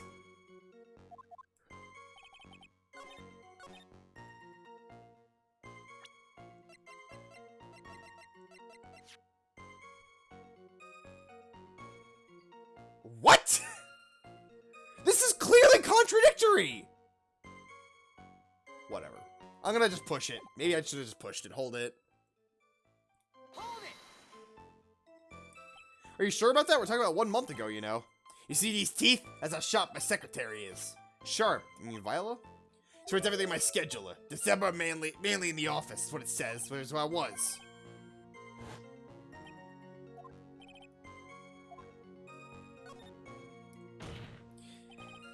Mr. Tigray, if you want to go in a bit more detail.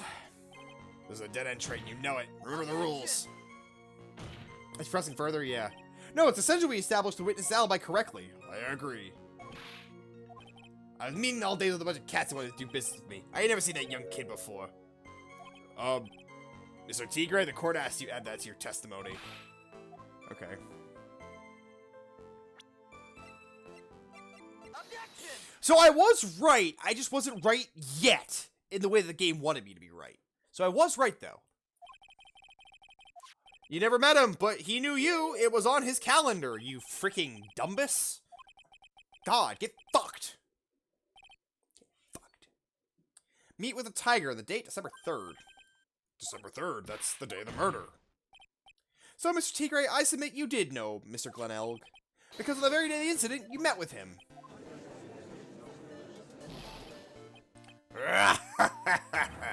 Not bad. You're actually not bad. Okay. Sorry? I was messing with you to see how good you were. Shut up, Nick. You said you're not bad. My, what? Witness, please remember you're under oath. Lies will not be tolerated. You just calling me a lie? Is that what you're just doing? Ruh-roh. Ruh-roh, Scoobs. So you're saying you've claimed to have never seen that kid before is the truth?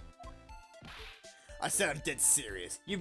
I said I'm dead serious. You better believe that's the truth. Ha! I say that gives me time to enjoy another cup of pure black magic. That is, while you testify for the court again, Mr. Tigray. Yes, if you wouldn't mind indulging the court witness. You never actually met the victim? There's gotta be a lie right there. It's time I nailed this guy. The victim, Glenelg. So it's gonna be some detail that he shouldn't know about unless he met him. So it's gonna be something like he drank out of it, he's like right-handed or left-handed or whatever, something like that. I ain't no lie, I never met Glenelg. There was some lame guy with that name though, who wanted to borrow some cash from me. I set up a meeting with the guy at my office, 10 to Lenda. I waited around for him, but he never showed. I ain't never been this Trebian joint, you hear?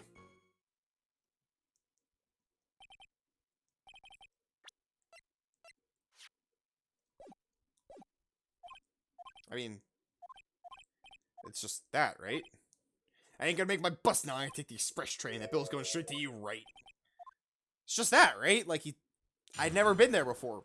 These matches were in your office.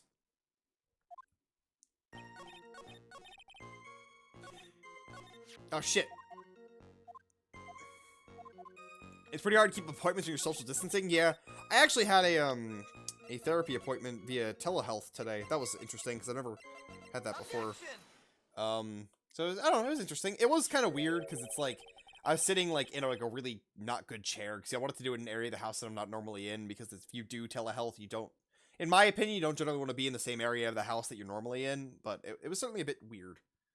But I mean, he seemed technologically adept enough to make it work, so that's good. Versus most of the people in my online class. What?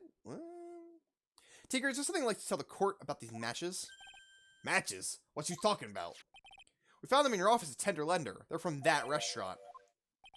If you've really never been to Trebian before, what was a book of matches doing in the desk? You've been snooping around my stuff now too, wise guy. What are you, my ball and chain and no broad controlling me? Well, witness, I think it's time you start telling us the truth, didn't you? Sorry, I'm terribly sorry. Forgive me. I ain't no pussy cat. I'll go back on what I said. But okay, I was at the joint that day.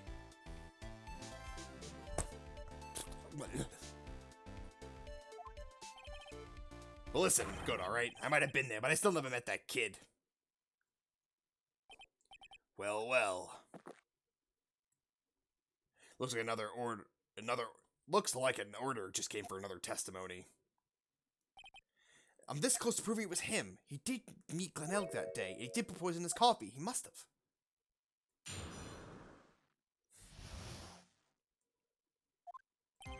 I was supposed to meet with the kid in the restaurant in the afternoon. When I opened the door of the joint, I saw one ugly scene. The guy was laid out on the table, stiff as concrete. I figured the place wasn't hot already, it was gonna be, so I split. I heard the cops' sirens on my way out, and I went back to the office. Well, the cops didn't come that quickly, but I can't... It took 5 minutes, right? Yeah. You didn't actually meet with him in the end. Well, Mr. Wright, cross-examination. If I waited any longer, I'd take no more express, no more stupid questions. Ha, no problem. Anytime Mr. Trite presses you on something irrelevant, I'll say he pays a penalty. Mr. Godot, it's my job. Your job is to slam that little hammy of yours and call it guilty verdict, so do it. Oh, God, my throat. Both these voices are fucking my throat. It's all of them. God, I spilled water on my face.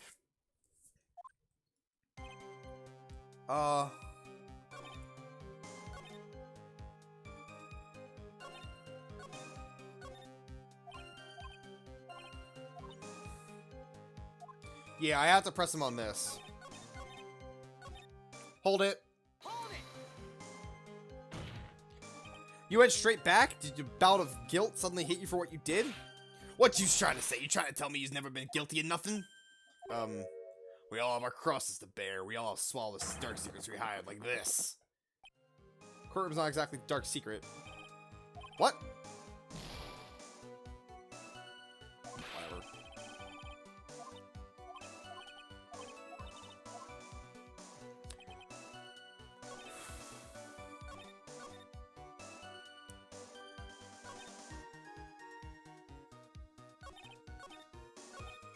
Hold it. Hold it!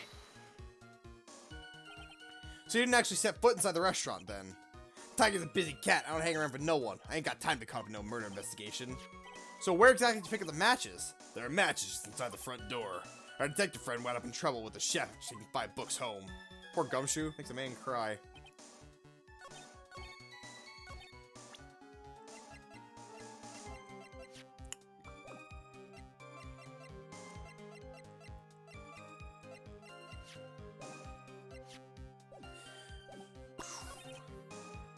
Hold it. Hold it! I don't think this is irrelevant, so... You mean you saw Glen Elk's dead body? I guess I did, but I only saw him from behind. He wears some kind of raggy bit of cloth he called a hat. What time was this? I don't know. Huh? You know what winds me up more than anything else in the world? Watches. Round watches. I'm gonna pollute my paws with some ticket henpecker. What winds you second most? What'd you think? Square watches. Is that for real? Oh, I need something that was going... Something bad was going down there.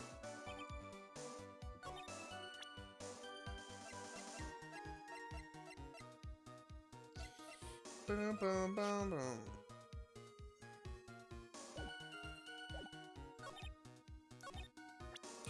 Well, he took this. He took this CD that was made by Glenn. So I don't know which one to do that on, though.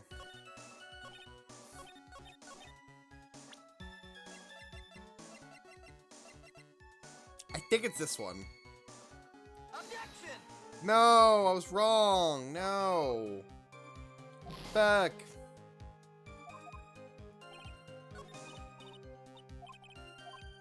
It's definitely that.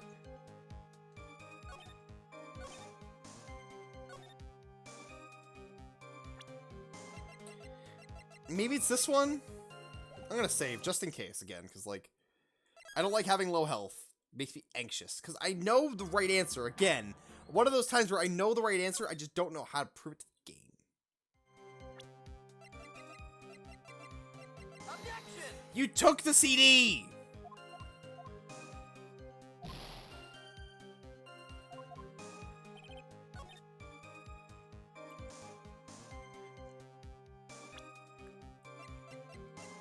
Do I have something that proves he didn't go straight back?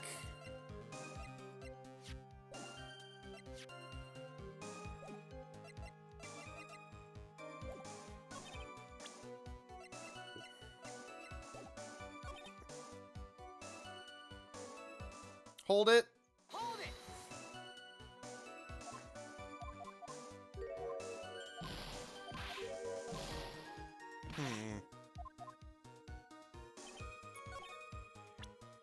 But he wasn't. Because you got the CD from him.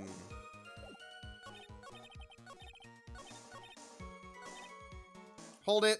Hold it! So the meeting place wasn't taking place at Tenderlunder? The kid was making a fuss about coming into the office. It was always that way when I was talking about repayments. Even though I got the best punching bag you ever seen if there are any issues. Punching bags scare people, so you decided to meet Trebian? Ha! Going over ground again, Trite. Penalty. You will suck down your penalty rate, and you will like it!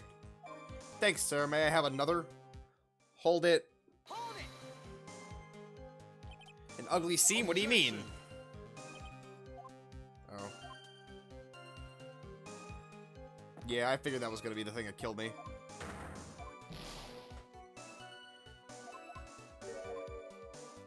Okay. I'm just gonna press on it to kill me, because it's faster than hard resetting on this game, so...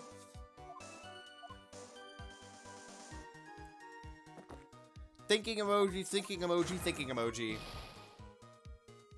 My reasoning that he didn't just leave is that he didn't walk in and find the dead body is because he has the virus. Or he had the virus disc. It was found at Trebian. Or not, Tenderlunder. Shit. Fuck. Fucking shit. But I don't know exactly how to say that in the way the game wants, because I've already tried it on both.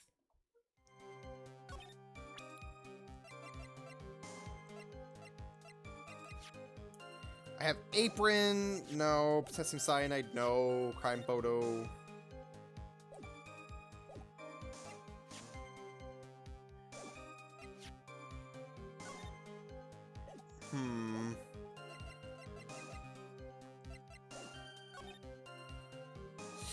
Him dying isn't a contradiction, because he did die. I don't know how to say...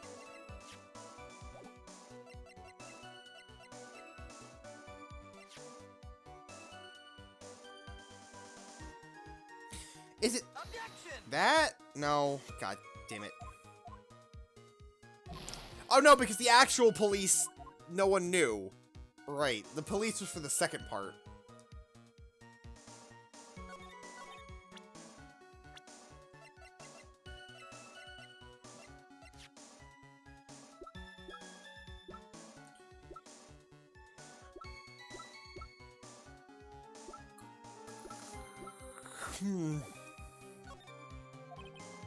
Running away is tell the truth and just pressing fast for his time to think things through.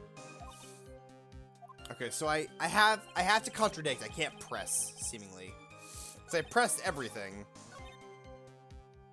Hold it. Hold it! He didn't set foot inside the restaurant, so we're to matches.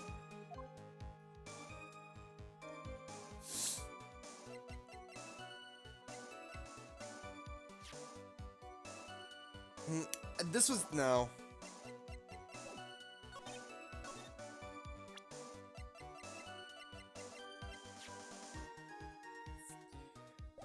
How do I prove he didn't go back to his office that day?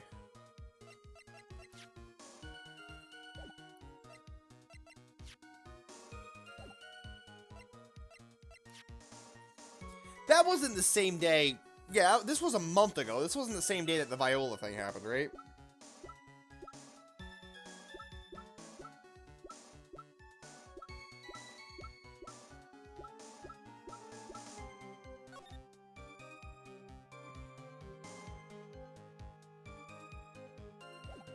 Oh, I think I get it.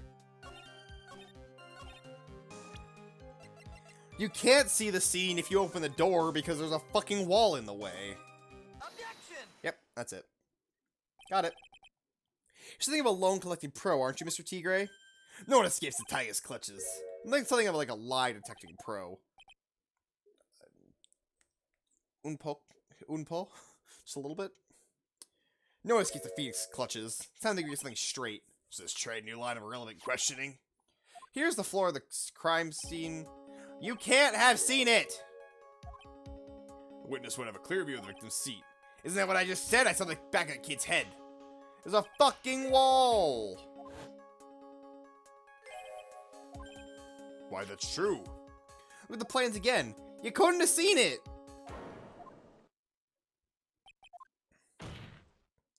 So if you're at the entrance, you wouldn't know where he is because you had to meet with him. Objection. Wrong. Have you forgotten the old man's testimony yesterday? The victim was alone at his table. But the defense just proved that point to be moot. The victim witnessed by Mr. Kudo is not Glenn Elk, but a fake. What? Or had Mr. Kudo falsely testify a real killer poses the victim he had just killed and acted out a charade. A charade. This trial has gone long enough without the obvious questions being answered. Who is the real killer who impersonated the victim? And then he impersonated his victim in a performance for Victor Kudo?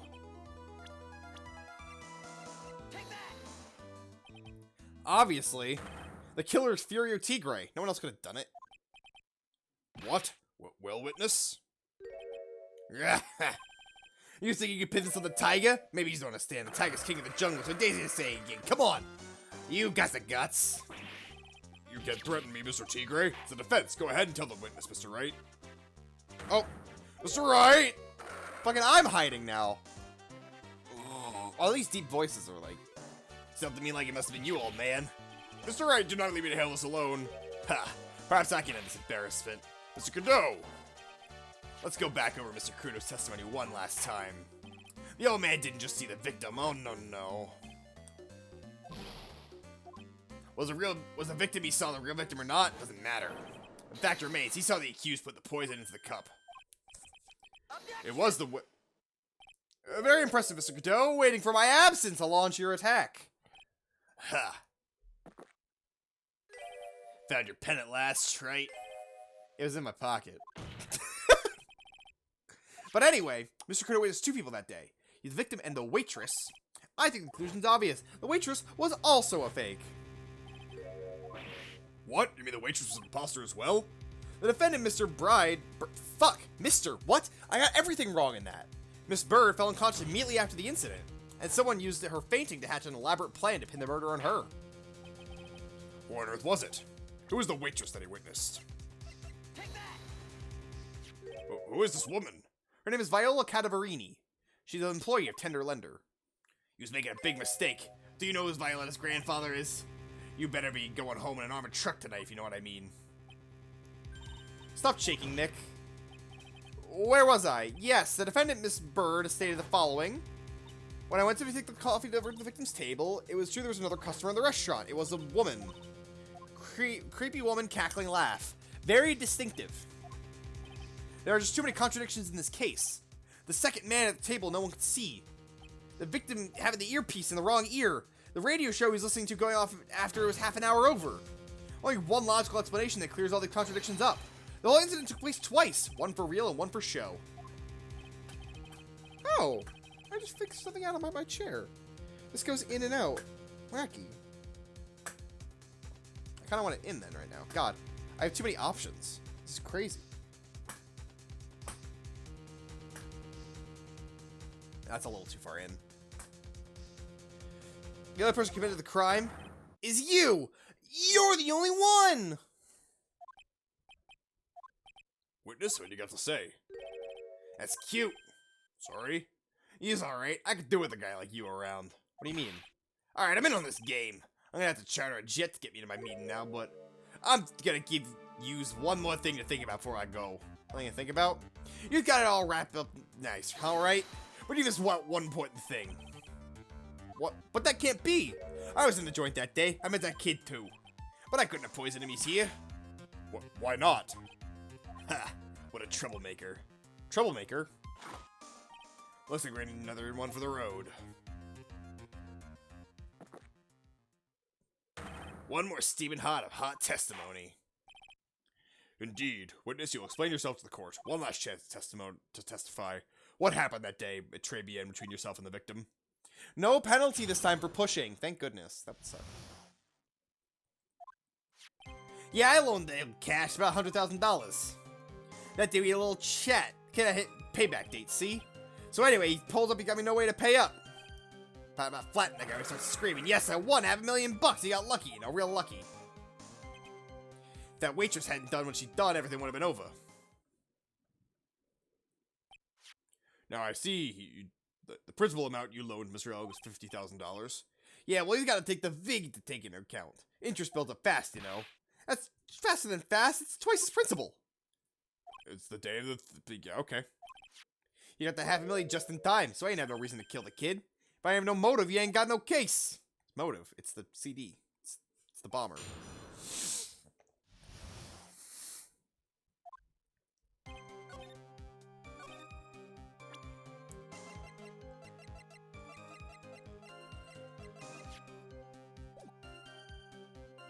Objection! I believe strongly in this evidence. I was wrong.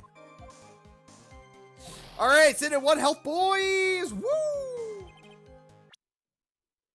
Probably should have pressed it first. Stomp, stomp, stomp, stomp. Someone upstairs is stompity stomping. Hold it. Hold it! How much did he have left on his debt? You want a round figures about $100,000 bucks. It's the whole amount. You're talking about a guy who had 58 cents in his wallet. What? You tell me he wasn't even gonna pay for the coffee? He certainly seems to have been a brave man, this Mr. Elg. The guy was smooth, I tell you, real smooth. You have the money in less than 5 minutes, what he says to me. And they calls me Tender Tiger. He was skating off the ice with me. Hold it. Hold it! I should just press everything again. The waitress, you mean? The girl with the glasses in the defendant's chair. Who else could I mean? She'd gotten the way, things would have been bada bing, bada boom, over and done with.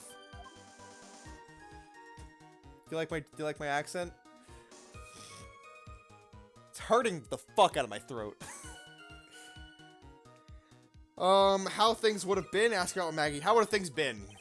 What do you mean things would have been? I'm talking about the cash. I was getting my $100,000 back. Some businessman. It's coming together before the waitress got in the way. Fuck.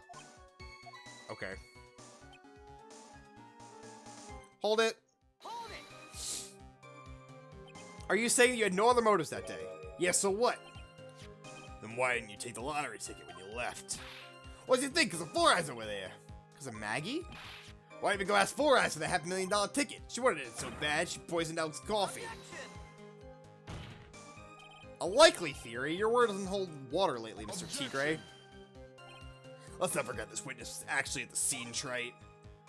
Well, don't exactly agree with some of the details I send down. I couldn't be there when the coppers showed up, so I split. I see. Your Honor. Witness's last few statements are worth a good 2 cups of coffee.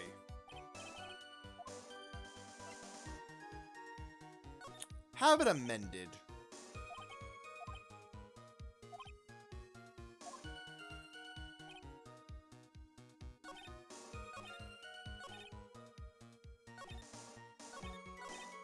Hold it. Hold it! It's Tiger's starting to try to pin the crime on Maggie. If I ask him about what he saw, it's only going to damage our case. What do you mean things would have been over and done with? Talk about the cash.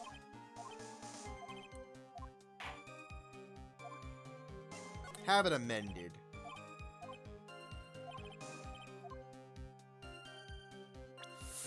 I'm thinking like this thing, right? I'm gonna save because like I'm pretty sure, but like sometimes the game just doesn't do what you think it's gonna do.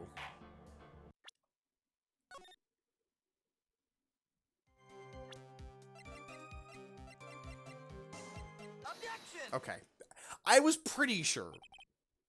See, just intended to get back the $100,000 that Mr. Elg owed you, correct?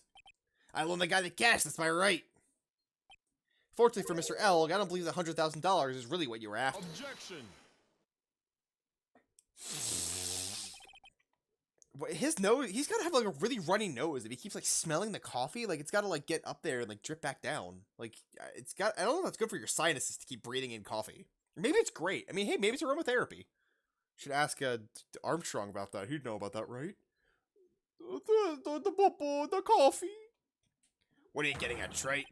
What else would a moneylender be after other than money? Oh, the moneylender was after money, but money in a totally different league. The kind of money that a single disc like this would fetch. What is that?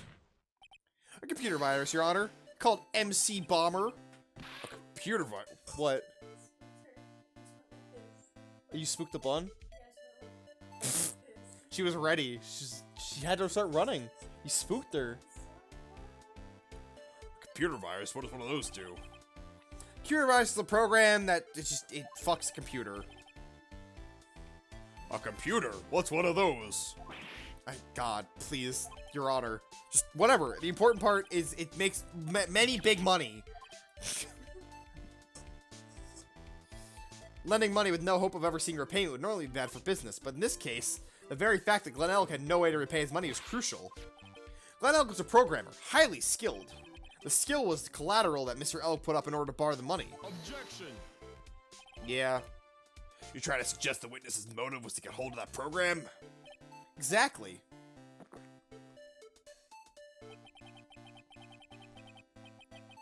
The witness may have poor fashion sense, but he's by no means an idiot, Trite.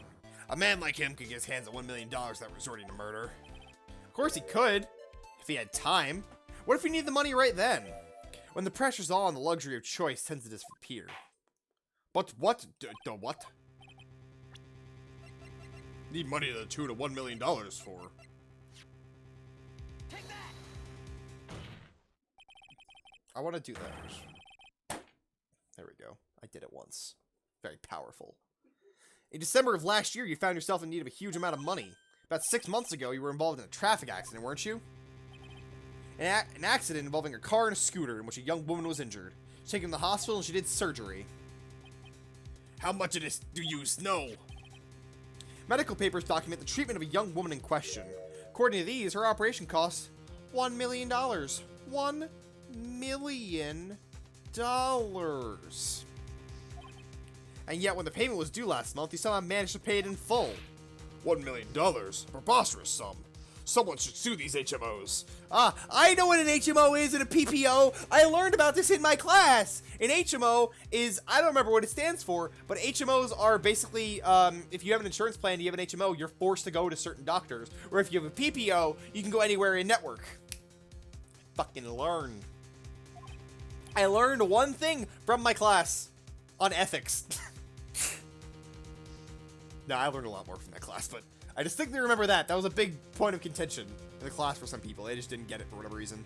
They were like, doesn't make any sense. And then we were like, yeah, insurance doesn't make sense. Sucks. No one pay a bill like that. The medical association got wind of it. The hospital ended up as dead as a morgue.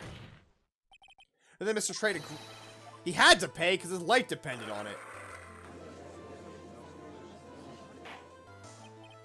Order. You say his life depended on Mr. Wright?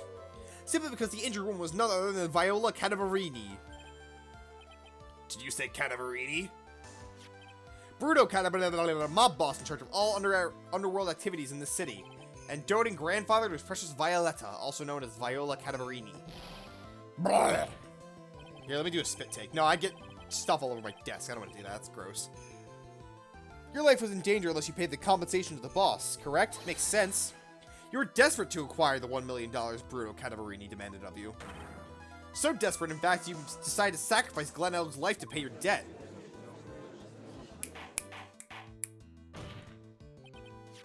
Day of the murder, Mr. Tigre's sole intention was getting his hands on that CD.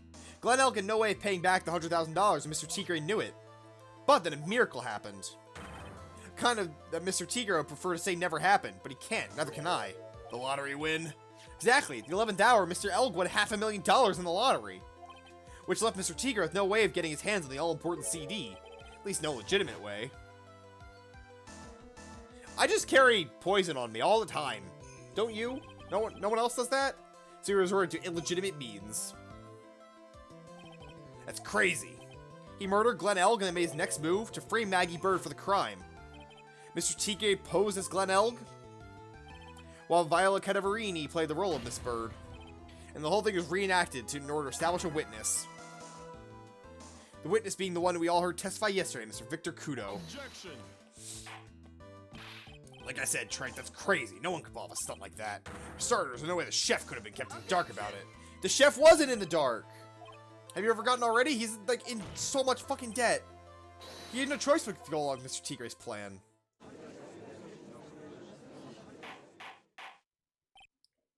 Order. You put on a good show, Spiky. If you just want to stay alive in the loan shark business, you gotta be careful. You said I dressed up like that kid creating a witness and frame someone? But it's something like that, I leave a trail as blade as my shirt. I ain't down to do something sloppy like that. I agree. You do? Despite your appearance, you are very careful. So I took one more precaution. One more trick to make sure Miss Bird had no way out. Another one, Mr. Wright. That time he was faking me in court.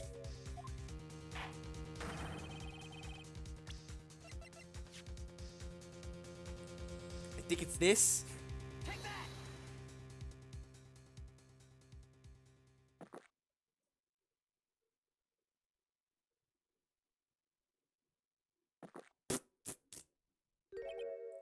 And what's the relevance of that trait?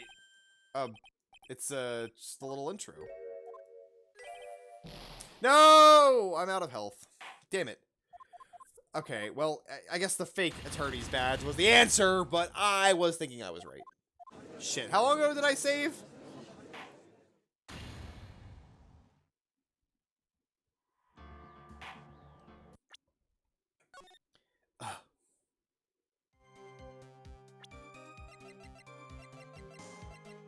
Objection! Now we skip through all this again.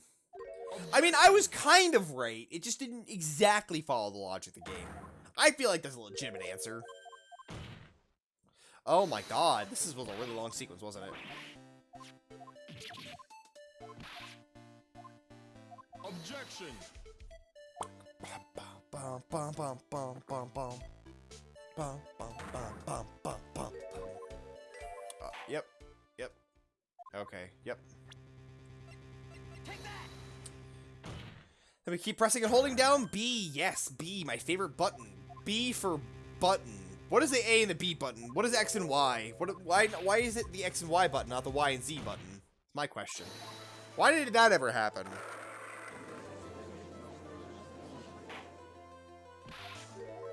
Yes, Violet Cadabaribi. Vaguely Italian sounding name that has the word cadaver in it, because they kill people.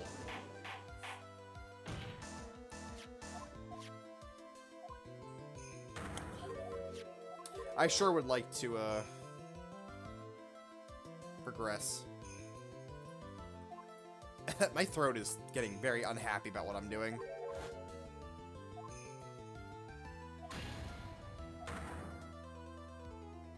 Objection!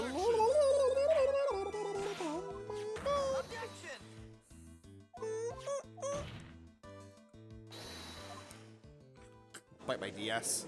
Just bite it, just crack it. I've actually seen people who play, who've made like DS Lites or like just DSs that like break off the top screen, so they're like a GBA game, like a GBA player only. I actually had a DS that did like shadow like that, like the top screen came off. Take that! What on earth was that? What an insult to think anyone could be fooled by such a child's imitation. You did it. Mr. Tigre, you didn't pose as just the victim. He's a fucking master of disguise. A month ago in this very court, you posed as me. What? That's the truth. But the witness looks nothing like you, Mr. Wright. Although the hair... No doubt it was you, standing in this courtroom here a month ago. The Phoenix Grid put up the most disreputable, shabby defense I've ever seen. Oh, now that I think about it, I fucked up. Can you prove that, Gramps? Prove the attorney that represented this accused here was a month ago was this man? Are you prepared to take the stand and testify it was him? Hey, forget about it, yeah? I wouldn't do something like that, not me. You made a mistake, right? There's no one else, Your Honor. Have you no pride, sir? Is this 17? I haven't been keeping track. It doesn't matter of pride. In case you didn't know, Trite, here in court we deal with people's lives. Mr. Godot is right. Speaking for myself, I am absolutely convinced. The attorney in question was witness standing. However, I preside at this court. Fuck! My case of my DS flew off again. Someone in my position could not be swayed by a memory without evidence to support it. Memory is incredibly fallible.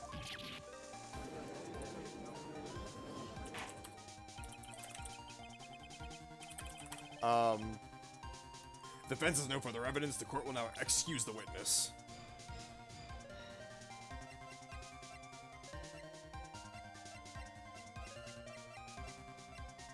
Is this where Gumshoe comes in and saves the day? Because I don't think I got anything.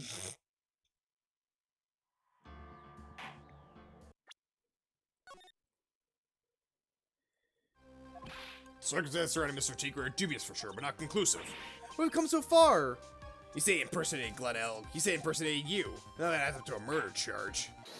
You don't have a shred of evidence that the witness was poisoned with the victim's coffee.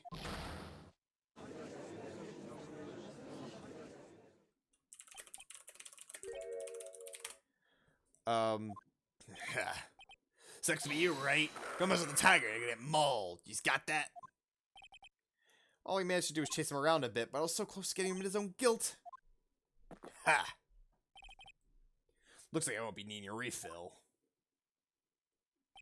If I just had one more piece of evidence. Oh man, if only one piece of evidence. Wow. Oh no. Did I think pause? Is this still going? Bob. Yeah, okay. Your Honor, sir. Wait! Detective! Detective Gumshoe! Sorry it took so long, pal. I staked everything on this. My badge, the works. So here it is. My heart's counted on this too. What is it, detective? Is it obvious, pal? It's the final decisive piece of evidence. What?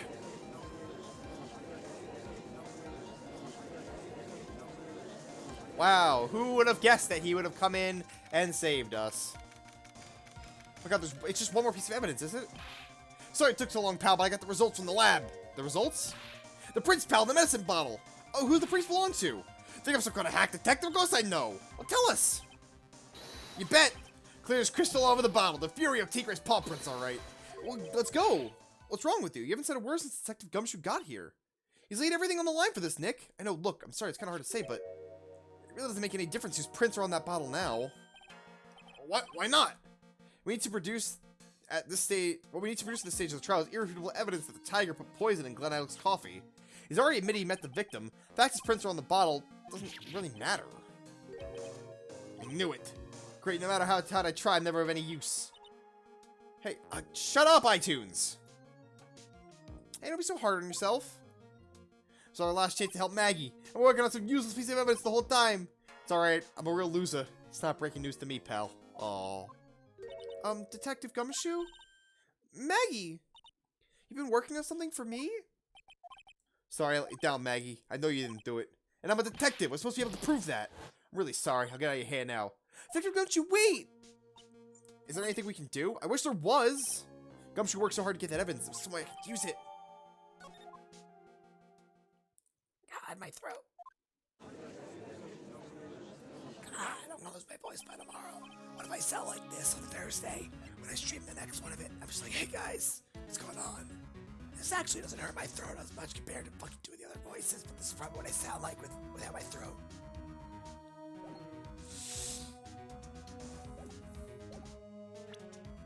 Maybe his ear medication is potassium cyanide. I granted a recess so you can produce decisive evidence you discovered. Yeah. Don't keep this all in suspense, Trent. Show us. Naturally, we can assume it's evidence that will actually stand up in court, can't we? Don't let Gumshoe's hard work go to waste. How much more of my time he's gonna waste? I ain't been in no court before, but used lawyers should know how to blow things out of proportion. No doubt, given the nature of the evidence, it will speak for itself. I know we can't prove anything new with this evidence. Maybe if he thinks he's got me beat, he'll let his guard down a bit. Take that! This is the defense's final evidence. Isn't that the victim's? Your Honor, naturally the court is already aware of the contents of this bottle. However, new information has come to light. We have identified fingerprints on it. Fingerprints belong to you, Mr. Tigre. What? Well, Mr. Wright, what conclusion are you hoping to draw from this new information? Everyone in here knows what the bottle contains except one man. One person in this courtroom, theoretically, should be in the dark. My prints are on that pansy-looking bottle? Is that what you're saying? Well, what the hell's in it anyway? A phony trial, phony lawyer, phony clues. Everything about this case has been phony. Seems like a perfect excuse for some phony evidence. Mr. Tigray, this is the decisive piece of evidence that will prove your guilt, and I'm gonna save, just in case I was wrong. Just in case. Sounded like the Irish did when I said that. You came back just in time for the finale? Yeah. Because it contains... potassium cyanide.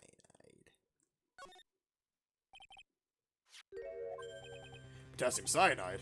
The poison used to murder Mr. Elg, Your Honor. The victim's killer used this very bottle. And on this bottle, Mr. Tigray found your fingerprints. Well, how do you explain that? Making a clown, you know that? What? He's never gonna get this to stick. You're just making me laugh now. You think a cheap bluff like that's gonna fool the tiger? I can see straight through you, Phoenix Wright. This ain't the bottle with the cyanide in it. How do you know it then, you big dumb idiot? This is the bottle I found traces of the poison in. Don't mess with the tiger, you also get ripped to shreds. The cyanide bottle was brown and made of glass. That cheap piece of trash don't look nothing like it.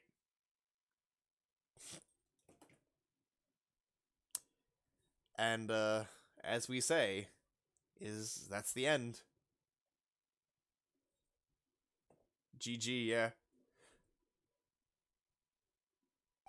Got him. Last. What? Why's everyone going quiet? I said that bottle. Is this the bottle you're referring to? Yeah, that's the bottle the cyanide was in. But you ain't gonna find my prints on that bottle. Don't let that cozy looking suit fool you people. That lawyer's just playing games. Tell him, Mr. Prosecutor, tell him that guy where to go. You still haven't figured it out. Does you realize what you just said? What I said? What did I just say?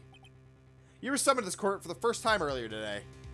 Let's get in for good game, Will Powers. Yeah. Well, what's that from?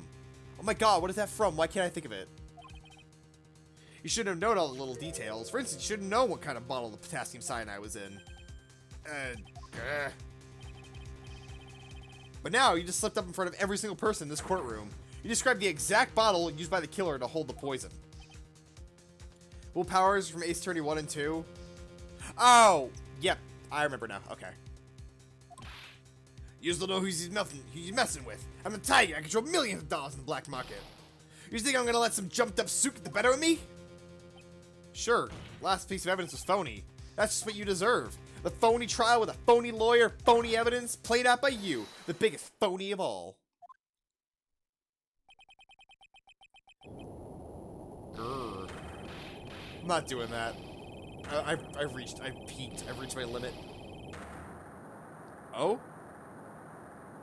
He's having flashbacks.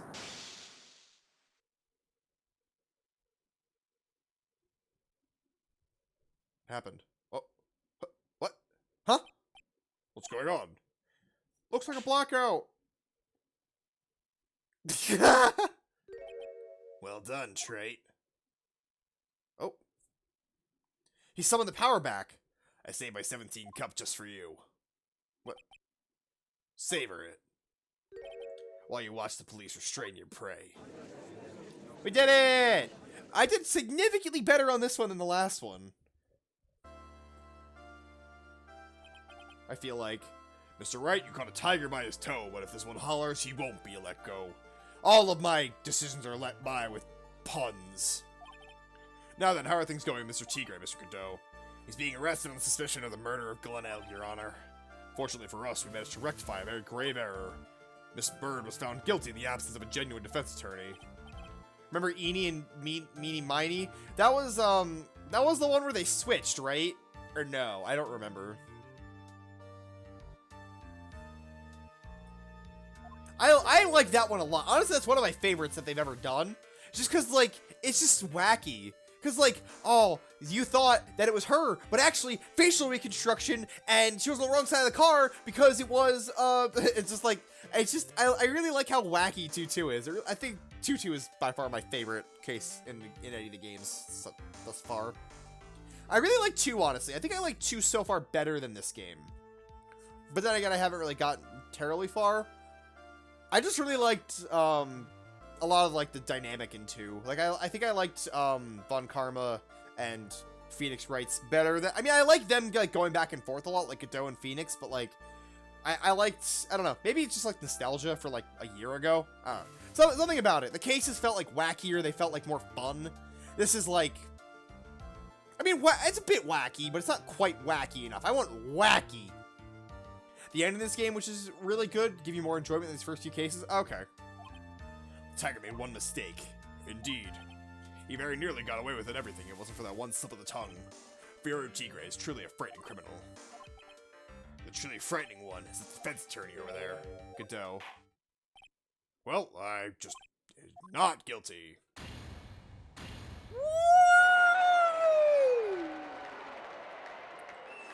Also, oh god, my throat. Court is adjourned. Court is adjourned. Mr. Wright, I'm at a loss for words. Thank you, sir. Congratulations, Maggie. I was so mad when Mr. Wright landed me in all that trouble a month ago, but now I feel like I can forgive him. It wasn't me. What? Look, Nick in the doorway. Detective Gumshoe. I guess I'm getting heading off then. See you, pal. Wait! Fuck back in here. Detective Gumshoe. Oh, yeah. Congratulations, Maggie. Thanks. I knew you were innocent all along. Why didn't you say that in your testimony, then? Huh? Oh, well, I guess I'll be heading off today. See you around. Detective, come the fuck back. Maggie, why are you being so hard on him? He's busted his butt for you. Thanks to this, we got that medication bottle. It wasn't even any of use. It's only because Mr. Wright used it so cleverly. Detective Gumshoe was just running around in circles. He tried his best. Maggie, he's been really worried about all of you. I wanted to believe that, sir, but on the face of the day of the trial, he practically gave the judge a free pass to lock me up. He didn't have any choice, Maggie. He's a detective. He has to report the facts. He doubted me, that's why. He thought I might have done it.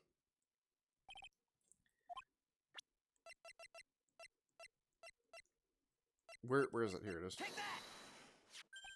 Here you are. Present. Celebrate your freedom. That's a present for Detective Gumshoe, made with a ton of love. He said you lost weight, and he was worried about you. Detective Gumshoe, I actually really like weenies, you know. Did you guys hear that? I'm pretty hungry myself, you know. Yeah, the trial was a bit long today. Actually, it was shorter than last time. Because I didn't get stuck on one part for so long. Is it okay if I eat this now? Oh, she's so happy eating the cold grilled weenies. It's really good. Is that rice all over her face, or tears, or sweat? So the case of the phony versus genuine comes to an end. False allegations surrounding Maggie have all been cleared up. And who knows, maybe a whole new chapter of her life's about to start. Maya looked derpy. Yeah, she kind of did. She kind of had a bit of... I actually didn't really see her. I kind of saw her in the corner of my eye, but... Recipe for Turnabout, the end.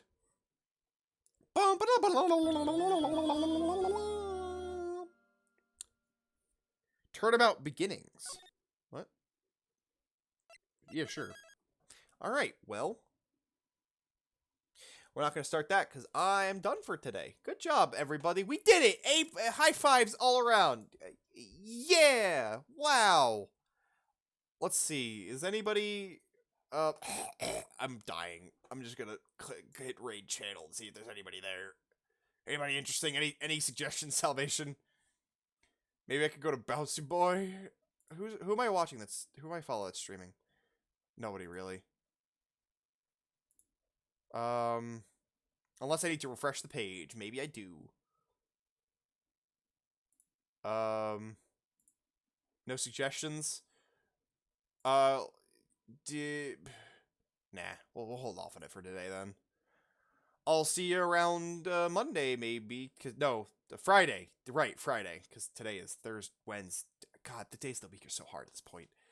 I will be back on Friday for the first half of the ending of this game, and then eventually on Monday we will finish it, and then on Tuesday we'll finish it, and then on Wednesday we will play the next game, maybe if I have it downloaded by then. So I will see you guys later. Thanks for stopping by and seeing me not suck at a trial for once. Bye.